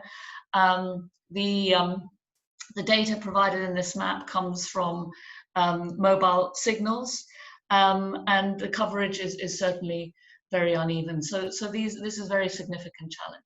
So just briefly, because I know we're almost out of time, and it's been a very rich discussion. We recently at the World Bank issued the Philippines Economic Update. We recently published that, and in that we had a chapter that was specifically about policy reforms that we had recommended. And these are ones that we've been discussing this morning, but just really to emphasize that you know, as a development institution, we believe these are extremely important and need to move faster. So lowering the barriers to entry and really getting this open access in data transmission bill passed as soon as possible. Spectrum, of course, there's a lot of unknowns about spectrum at the moment, what the assignments are, what the policies are for reallocation, refarming. But certainly we will not see significant rollout of 4G in unserved areas unless there is a lot more attention given to this issue. The level playing field we also talked about. And then really helping to lower the costs of deployment of infrastructure. So infrastructure sharing, which we are already seeing coming online with the common tower policy that DICT has been working on, and passive infrastructure sharing also for fixed broadband. There's also a lot of scope for infrastructure sharing across different sectors of the economy, roads, railways, shared utilities. And then of course this streamlining of permits requirements, which certainly the industry has raised as an issue, but now the government and the LGUs are looking at on how to reduce and streamline permits to increase that density of mobile infrastructure. So just very briefly, just to say a little bit about the World Bank. So as I mentioned, digital is a really key part of our engagement in the whole region of East Asia, Pacific, and certainly in the Philippines. And we've organized it, I guess, because we're always thinking about food as well, around chips. The CHIP framework, which is about leveraging technology for inclusive development, for jobs, growth, service delivery. So connect, building those infrastructure foundations, harnessing by building the analog complements, supporting literacy in institutions, innovation, and then managing risks through the protect pillar. So that's it from me. We have a lot of information available on digital development, which is the department that I'm from at the World Bank.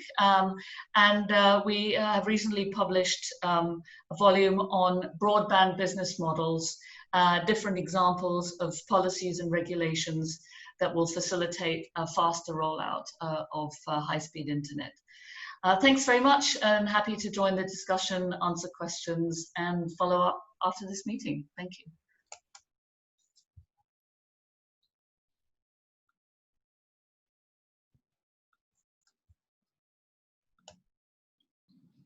Natasha, that was wonderful to give us the perspective. I wish the news were better, the comparison in the region was better, but making it better is all about what policy that we've been hearing about today is about. And I just want to remind people that we often focus on the hard infrastructure. We focus on the laying of the cable. We focus on the towers. We focus on the latest cell phone or the latest laptop. But we have to focus on the soft infrastructure as well. And that's what we've been talking about today when we talk about PSA, we talk about open access. So I thank all the participants. There's still 160 that are on. This is a bit of a record for my office, and I'd like to move on now to the reaction and open forum. And I also want to say that we can stay online for longer. We have access, and hopefully Don Feldbaum has some time, because we have a lot of questions, and we do have some important members of the press here today. So Don, I want to turn this over to you. Don Feldbaum has a lot of experience in telecommunications and ICT and the call center industry that is so dynamic here in the Philippines. And he's been with us in the Philippines for several decades.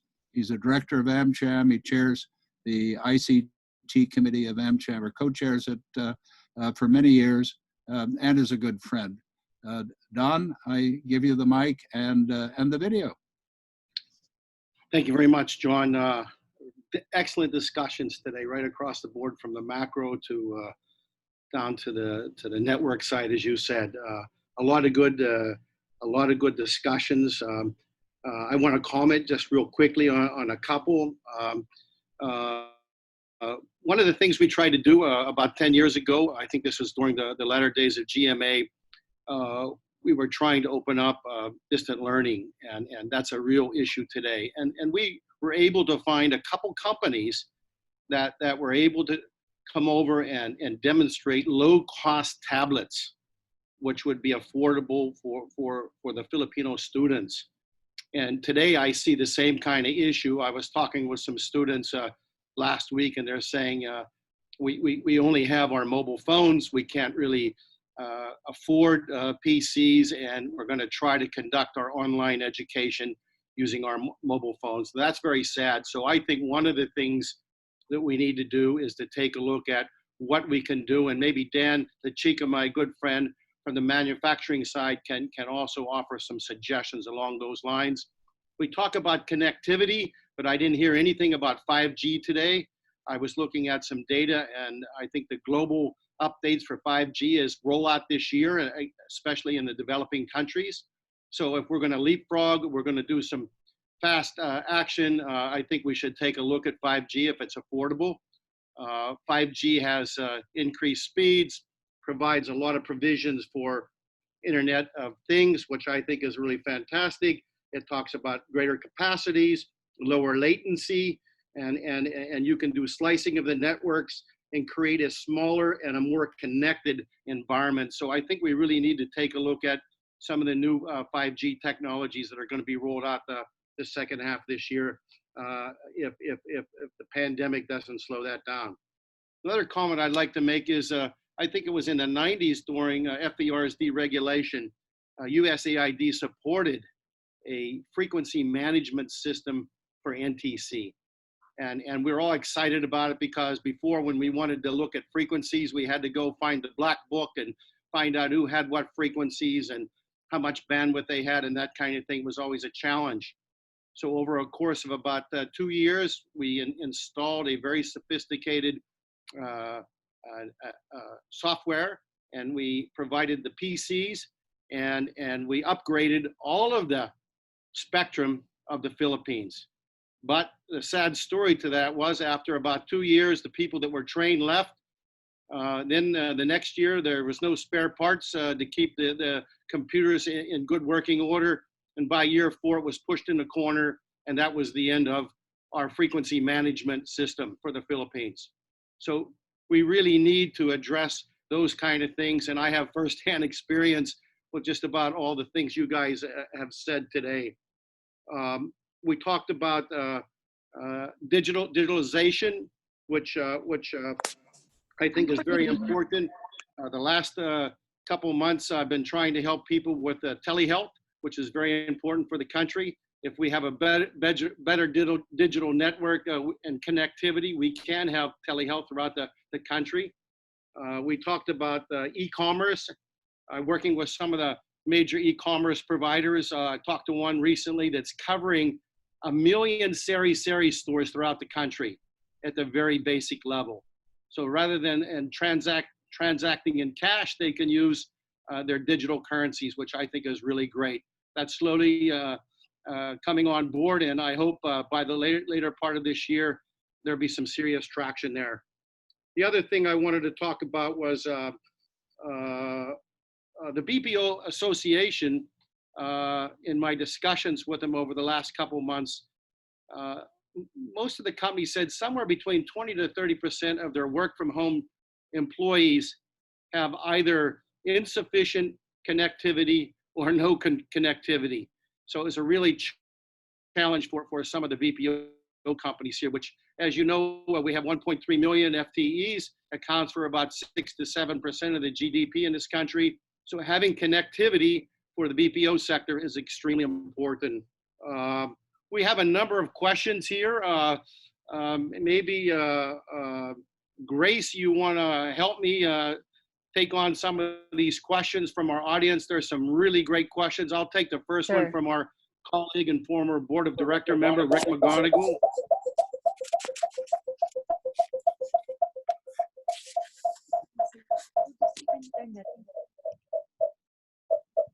Can you hear me okay? Can you hear me okay? Yeah, we can hear you, Don. So Rick says, you know, we really need to look at digital divide. And I had Globe a couple of years ago talk about the mobile broadband and the fixed broadband, and it's completely different world. Those for the business needs versus those for the individuals. And he's right, you know, today we have people working from home. We really need to address connectivity for the people working from home so that they can conduct their business, keep their company financially healthy, and move forward with their business. So that's a real challenge. We try to invite some of the carriers to come in and talk about some of the programs that they have. I note that both the major carriers are spending about $1 billion of CapEx every year for their network. But I'd like to put that in context. When I was talking with the guys from Korea a couple years ago, Korea, which has a world-class broadband network, spent $75 billion to put that in place. So the question we always raise is, we need connectivity, we need it yesterday. It always gets down to resources. So we have to find ways to make sure that there's sufficient resources to roll out the new technologies in a timely fashion. And I just want to put that in proper perspective. It takes money to build technologies. Another person here said that, you know, if we bring in the smaller players, who's going to protect our rights? Is there any service levels that are going to be established for the open access? You get a small operator, maybe in Northern Luzon. He's got 10 people. He's got some wireless technology, and now he's providing service to his community. But the problem is it's not carrier grade. The reliability is not very good. So it's up and down, and at the end of the day, people get angry. The expectations aren't met. So we need to think about things like that for the open access as well. Grace, I'll turn it over to you. Maybe you've got some comments that you would like to share with us as well. Sure, thanks, thanks, Don. We have lots of questions, but I'll try to answer some of them and maybe throw some of them to our panelists. But first, I'd like to thank members of the media who are here with us during our webinar. ABS-CBN News is here, the Philippine Daily Inquirer, Philippine Star, and Malaya Business Insight. Thank you for joining us. So taking off from what you mentioned about small players offering service, we are of the mindset that internet connectivity requires large network operators, big telcos. But in other countries, it's actually not just the large players who are in the broadband space. In fact, if you have a level playing field, then you can have small players who can actually offer quality of service that can be at par with the big players. Of course, the big network operators have their role to play. If you can imagine, there is a space for the big pipe operators, and there is a space, or there should be a space for those that will distribute the bandwidth or the internet capacity that goes from the big pipe and going to the access network where the end users are. The problem right now is that the small players, or those without a franchise, the internet service providers, or what are classified as value-added service providers, are not allowed by law to build and operate their own network outside of their access network. So anyone who wants to connect to the internet have to go through the transmission and distribution facilities of the PTE or the public telecom entities. So if, for example, you have a cable operator in a municipality in Eastern Samar, and that operator would like to buy bandwidth from the nearest point of presence, that would be Tacloban. That would be how many kilometers away from where he serves his customers. By law, that cable operator cannot build its own facilities to fetch that bandwidth from Tacloban. That operator is required to rent out or lease facilities from a telco who would be willing to serve that particular ISP. That he would be lucky if a telco would be willing to go to his area where he's serving. So a big hindrance here really is not allowing a multitude of players to build and operate broadband networks. The middle mile and the last mile is where we see a lot of the bottleneck happening. Because if we wait for the large network operators to serve those areas, we are essentially at the mercy of just a few players. If we want to talk about a level playing field, we need to make sure that if we want service performance standard levels, a certain level to be met, then we need to ensure that those who offer internet services in those communities are actually allowed by law to put in the necessary facilities to deliver that service.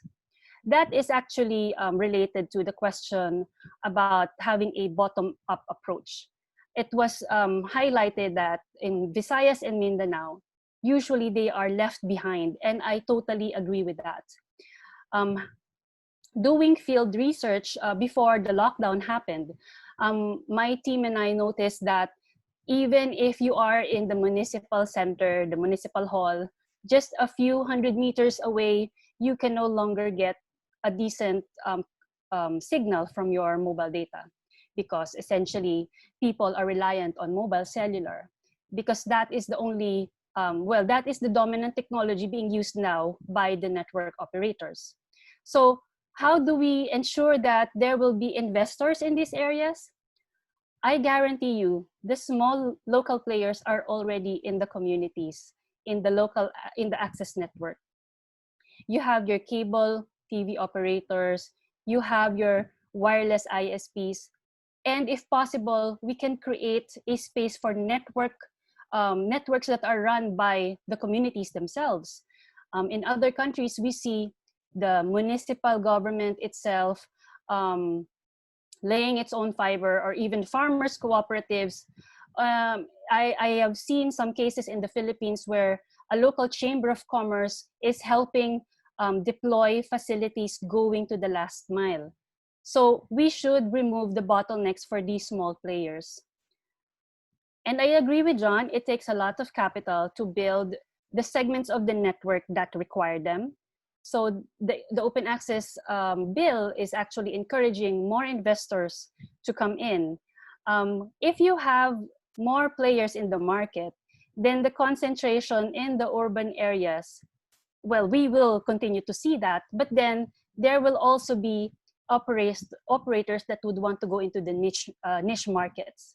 And since the government, as AsecMani and Natasha mentioned, are going into strongly advocating for digitalization, then the government offices themselves would be a big client going into the Visayas and Mindanao. We have a lot of, another related question would be, are satellite operators like Starlink allowed to enter the market and get a franchise from Congress? Starlink, being a foreign-owned company, is not allowed to get a franchise. It must partner with a company that's at least 60% Filipino-owned. However, I think that is not the business model of SpaceX or Starlink. SpaceX is looking at serving end users directly. So if that is the business model that will, if that business model will persist, then if we do not change the law, we will not be seeing the likes of Starlink entering the market unless they partner with a local telco with a franchise. There are a lot of questions for AsecMani Kaintik. So AsecMani, some of our attendees are asking about whether DICT is supportive of which version of the open access bill is the DICT supporting? And also a related question would be if DICT is supporting the proposed amendments to the Philippine Service Act. And a follow-up question to that would be, what are the efforts being done by the government to assist local and international trade, and how can the ICT support the ICT needs of the state universities and colleges? AsecMani, would you like to answer these questions now? Hello, good morning again. Let's tackle one question at a time. Which bill version? We are supporting the latest version of Congressman Yap, HB 57, as well as the one by Congressman Apaya. I think they're in the process of consolidating that through a replacement bill. So we have already given our comments to Congressman Yap, to the committee. That's HB 57, and I think HB 4109. So that's the first question. What's the next question, Ma'am Grace? Yeah, the next question po is whether the ICT supports the amendments to the Public Service Act. Now, we're still in the review stage of that, so I'm not in a position to comment yet whether we are fully supportive or there are provisions that we are still trying to check. The next would be, there was a question about how can the DICT help the SUCs, the state universities and colleges, with their need for ICT facilities now, and also if the government is providing support for ICT support for local and international trade. So SUCs, we have refocused our free Wi-Fi to the SUCs actually. So we've been talking with Chet since April with Chairman Popoy and ED Cindy Haro. There are a lot of SUCs needing Wi-Fi, free Wi-Fi, and not just that. When we went there, some of them actually they already are subscribing to internet, but their networks are not properly configured. So what happens is that they think they're already paying so much, but then it was not properly configured by their network admins. So we're also providing that kind of support, and it actually is quite endemic in the other government agencies as well. So we're providing network management support and fixing their network so that they can optimally use their networks, and we're doing that as well for lalo na both houses of Congress, so that we will stop seeing that problem. No, they themselves are having problems with that. As for trade, we've been always supportive of the DTI, the DOF's efforts to create a trade facilitation system, and continuously work towards fulfilling that. Thank you, Bob. Over. Asik Manny, maybe you can also reply to a couple of more questions.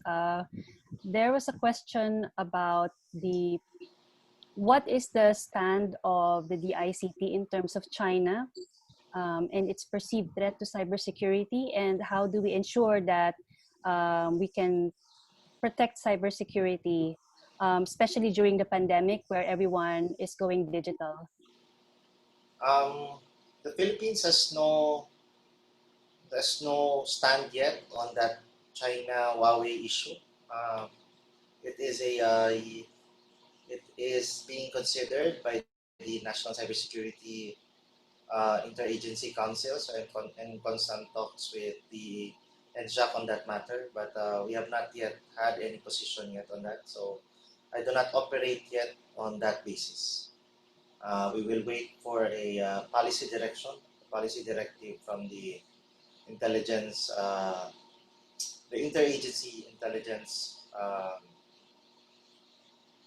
efforts and community on that. So I don't sit solely on that decision. It's an interagency council headed by the NSA. Okay, thank you, Asik Manny. There are questions here pertaining to the proposed process of registration process of the open access bill. How is that more efficient? Maybe I could start the answering this, and then the other panelists can also chime in. A related question to that would be from Bruce Rodriguez of ABS-CBN, asking about how the open access bill can help address investor sentiment given the context of the latest Fitch. I think it was a comment from Fitch Solutions saying that the telecoms industry is now politicized. In an open access, in the open access bill, what is being proposed is a simple administrative and qualification process. So this process is predictable, consistent, and ideally uses technical basis for approving the registration of internet service providers. It doesn't mean that there will be no regulation. In fact, it is going to highlight how the NTC can now focus on things that are pertaining to internet connectivity, things that are not clear in existing laws that we have. Regulation can now focus on spectrum management, on service performance standards, setting these standards and then enforcing them, as well as protecting consumer rights and ensuring that there's competition in the market, which can be done together with the Philippine Competition Commission, as Director Ben already explained earlier, and other agencies such as the Department of Trade for consumer rights. and also, of course, the role of the DICT as the policymaking body.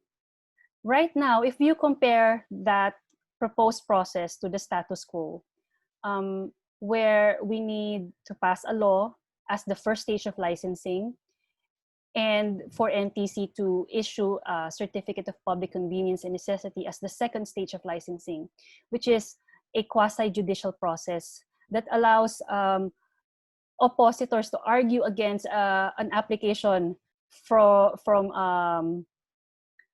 other potential players. So it's like a litigation process. If you have that process, it actually does not it doesn't make a good impression for investors, because it's very unpredictable, and what investors need is consistency. And we believe, ICT reform advocates believe, that with a simpler qualification process, that will the risks for the investors will be lessened. Will Congress give up its power? And would it be worthwhile putting time and effort in pushing for the open access bill? My attitude to that, I am personally advocating for open access, and I have seen a lot of very willing champions in the government, and we are very happy with that. But as with any reform that will actually make an impact, I believe that we should, and we can and should try. We can always hope, but as my good friend said, hope is not a strategy. So what we are doing now, and I hope that many more organizations and individuals will do, is to show our good legislators the huge impact that such a bill would make on the economy, on its citizens, and also in ensuring a healthy and resilient Philippines, because there is no other way to deal with the pandemic but to go digital. We can still use analog technologies, we can maximize their use, but it's sad because we are only doing that because we have no choice. So essentially, we are providing, what the bill wants is to provide a choice to different markets. And there are also other ways that this can help, because if you support or create a space for investors in unserved and underserved areas, and we are seeing a huge demand in these areas, then different types of players using different business models can thrive if given the space. There is a question for Dr. Ben of the PCC. It's related to the question about the telecom industry being politicized. Dr. Ben, just let us know if you could answer this. Given the denial of the franchise renewal of the ABS-CBN, do you believe that this is against the Philippine Competition Act?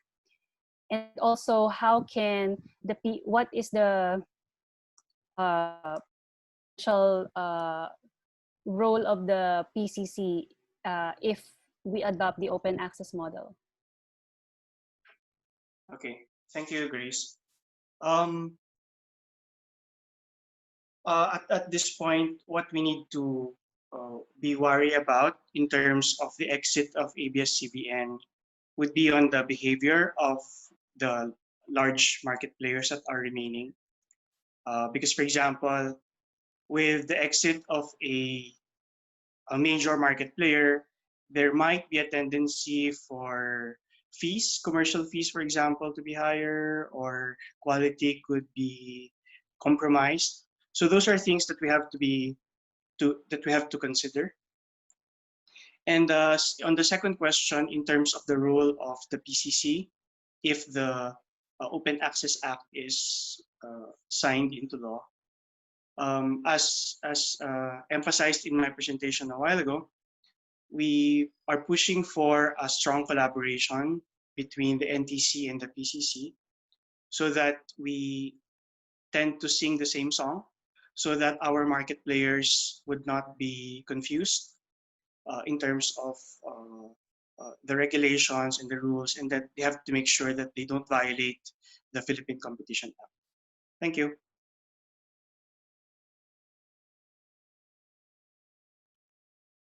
Thank you, Dr. Ben. Actually, I have a question for Natasha. I'd like to get her to share with us. The Philippines seems to be in a very unique situation. And a lot of times we tend to compare ourselves with other countries. But as the expert at the World Bank, what do you see in other countries? What are, oh, okay, sorry. All right. Unfortunately, Natasha is no longer in the webinar. So I'll just reserve my question for a different time. Maybe as a last couple of questions, there are some attendees that who are asking about spectrum management. One question was, should we strengthen the capacity of the NTC in spectrum management, particularly in repurposing spectrum? And a question from Gilbert Lianto, passing a law takes time? Yes, it does. Can we address the transparency in spectrum management now? Okay, I will answer first, and maybe the other panelists can chime in later on. The Open Access Bill proposes a framework that is that will propose a clear set of guidelines on how to recall and reassign spectrum. So the repurposing of spectrum is something that we definitely need to do. There's a high concentration of spectrum in the hands of a few players. And if you look at how spectrum is assigned in the country, it's nationwide, and that is based on the provisional authority in CPCN that is issued by the NTC. But going out there, I've talked to some institutions that are actually doing spectrum monitoring for research purposes, and it's quite surprising that a huge chunk of the spectrum that are assigned are not being used. And I hope that the NTC, it's actually within the powers of the NTC to already monitor spectrum use today, even as we speak. But the Open Access Bill does strengthen this mandate of the NTC, and it also promotes a more collaborative process on how decisions are reached in terms of spectrum assignment. So to answer the question about transparency now, I believe that we can start by having the data on spectrum. I think there is a unit at the Department of Science and Technology, Advanced Science and Technology Institute, or ASTI, that are already looking at spectrum usage, especially in the rural areas. So maybe the NTC can already tap into that government resource. And I believe that the DICT itself, through the National ICT Asset Index, headed by USEC Dennis Villarente, that unit within the DICT is also looking at the different resources, including spectrum. And I think the ICT also has a special spectrum policy assessment system that is also doing some work there. So a more collaborative approach, because of course the NTC is one office and it does have the mandate on spectrum management, but ICT reform advocates such as myself believe that getting the support and resources of other government agencies, including also stakeholders, civil society, would definitely help in promoting more transparency. There are other questions about local IP peering. Okay, so right now what we're seeing is that if you are here in Manila and you want to send, let's say, if you want to access content from a local company website, we see that your traffic is going out of the country and then coming back. That's called the tromboning of your data traffic. So that is the result of the lack of local IP peering, which is one way of interconnecting networks. The Open Access Bill mandates interconnection among data transmission networks, which may include peering of ISPs in internet exchange points, which would essentially allow accessing local content to be easier and much faster. So that answers that question, I believe. Dawn, do you have any more questions there? I think we have covered most of them.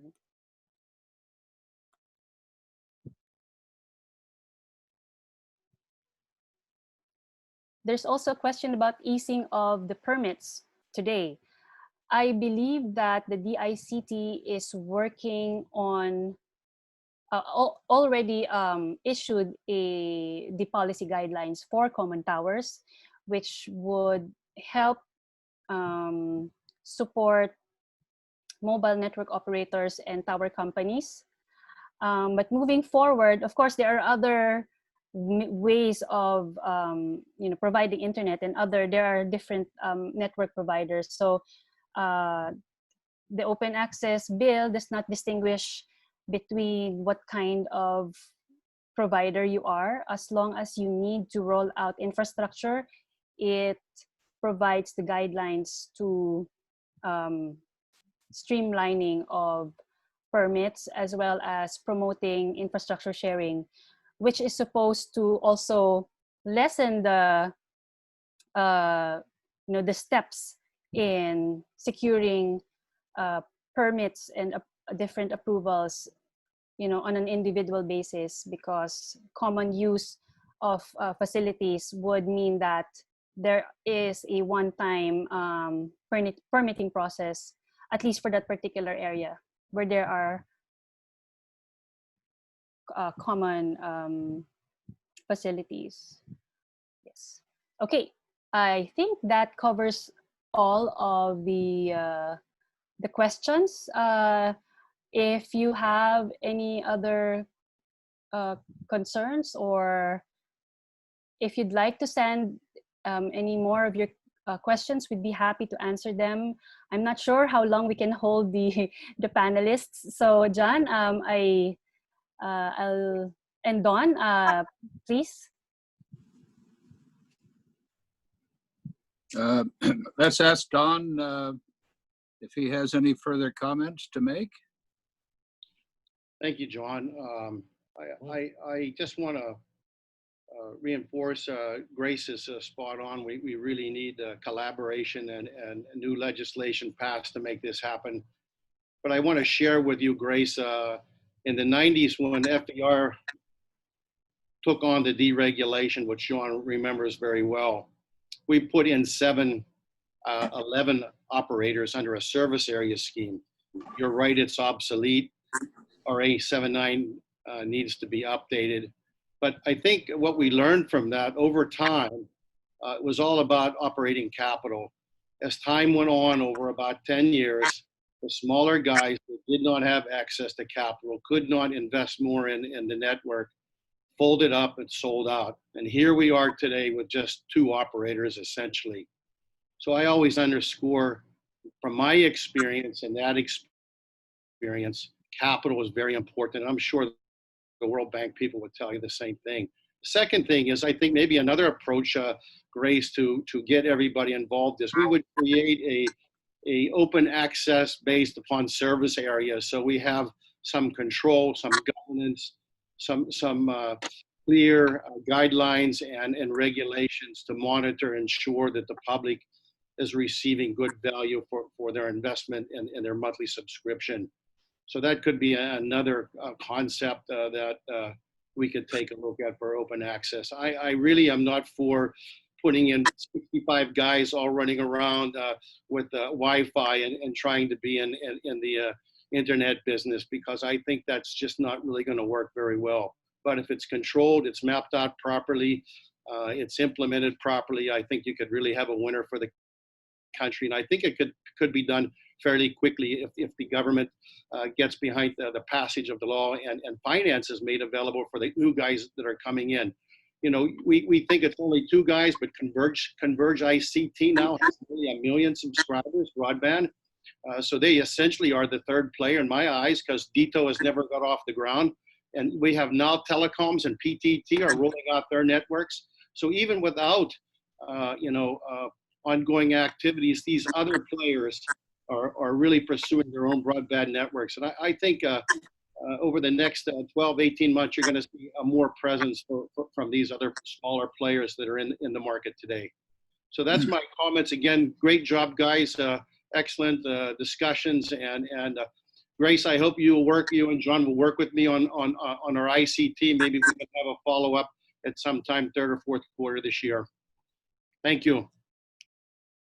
Good, Don. That was excellent. I think that Bing has gone off, Natasha's gone off, Jenna's gone off. So we have Don, Grace, and Manny. Are you still with us? What? I'm about to leave too. All right. Well, one of our traditions was a group photograph, but I don't think the group is quite the same. So I actually want to thank all of our panelists. I think I've done it in the process of their departing by notes, et cetera, et cetera. Let everyone know that on our website, the arancataphilippines.com website, we will be posting the recording and the slides and various documents such as the World Bank report and the draft bills. That I want to thank everybody, including the almost 200 people that came on and those stayed on throughout this, because we really, great slogan, don't waste a crisis. It's painful to learn from the crisis what you're lacking, whether it's public health, whether it's public education, whether it's being in the analog or the digital period, because old laws need to be updated. The PSA is a very old law. It's a colonial period law practically, because it gave a discrimination in favor of both American and Filipino companies, and it clearly needs to be updated. And that bill is a priority of the administration, and it can be passed and enacted this year. Open access is not as far along, but is also prioritized by the government. And so I think that on behalf of the business organizations that have written the president on a larger legislative agenda, that we join ASEC Manny in his call to get the legislation moving. Let's have some game changers. Can the Philippines change as a result of this crisis? Is a question that foreign investors look at during the crisis. Well, we're still in the crisis, but there are lessons here: public transportation, remote education, distance learning, just staying in touch with your family, etc., that require reforms and improvements in digital infrastructure. I know we would get more American investment in. I've noticed just in the last month, Google announcing that they're setting up a data center in Jakarta. They have one in Singapore and Hong Kong and Taiwan in the nearby area. They have 40 around the world. And Google also announcing it's going to invest $10 billion in India. So we have companies that are not yet able to come in here and help the Philippine economy and the Filipino people enjoy the benefits of the digital world. So it really can't take 23 years like the PCA or even 10 years like the DICT. It should not. The ease of doing business is a very important advocacy of the present administration, and both the PSA and the open access would make it much easier for the 1 million incorporated businesses in the Philippines and new investors coming into the Philippines to do business much easier. So while the PSA has moved in the House, and congratulate and thank Chairman Garin and her fellow legislators in the House for passing it, we are waiting for the committee report to come out of the of Public Services Committee. It has been voted on in the committee, but the report has not been issued. We expect that the chairman of the committee would give a sponsorship speech, and we hope that that would then be moved, possibly by the end of the year. But open access does require hearings in the Senate and further movement. So we join on behalf of the business groups that have are supporting this. We join the call for the Congress and particularly the Senate to move further on these. So I want to thank everyone on behalf of the AmCham-RESPOND and Arancata, on behalf of our legislative committee and our DICT committee for being with us today, and join us in advocating this for the better of the Philippine economy and the Filipino people. And I ask you if you're interested in another interesting reform, not as far as advanced as this, but has a long way to go, on e-vehicles at 9 o'clock on Tuesday. Sign up and join us for another Respond discussion series on an important reform. Thank you very much and have a good day.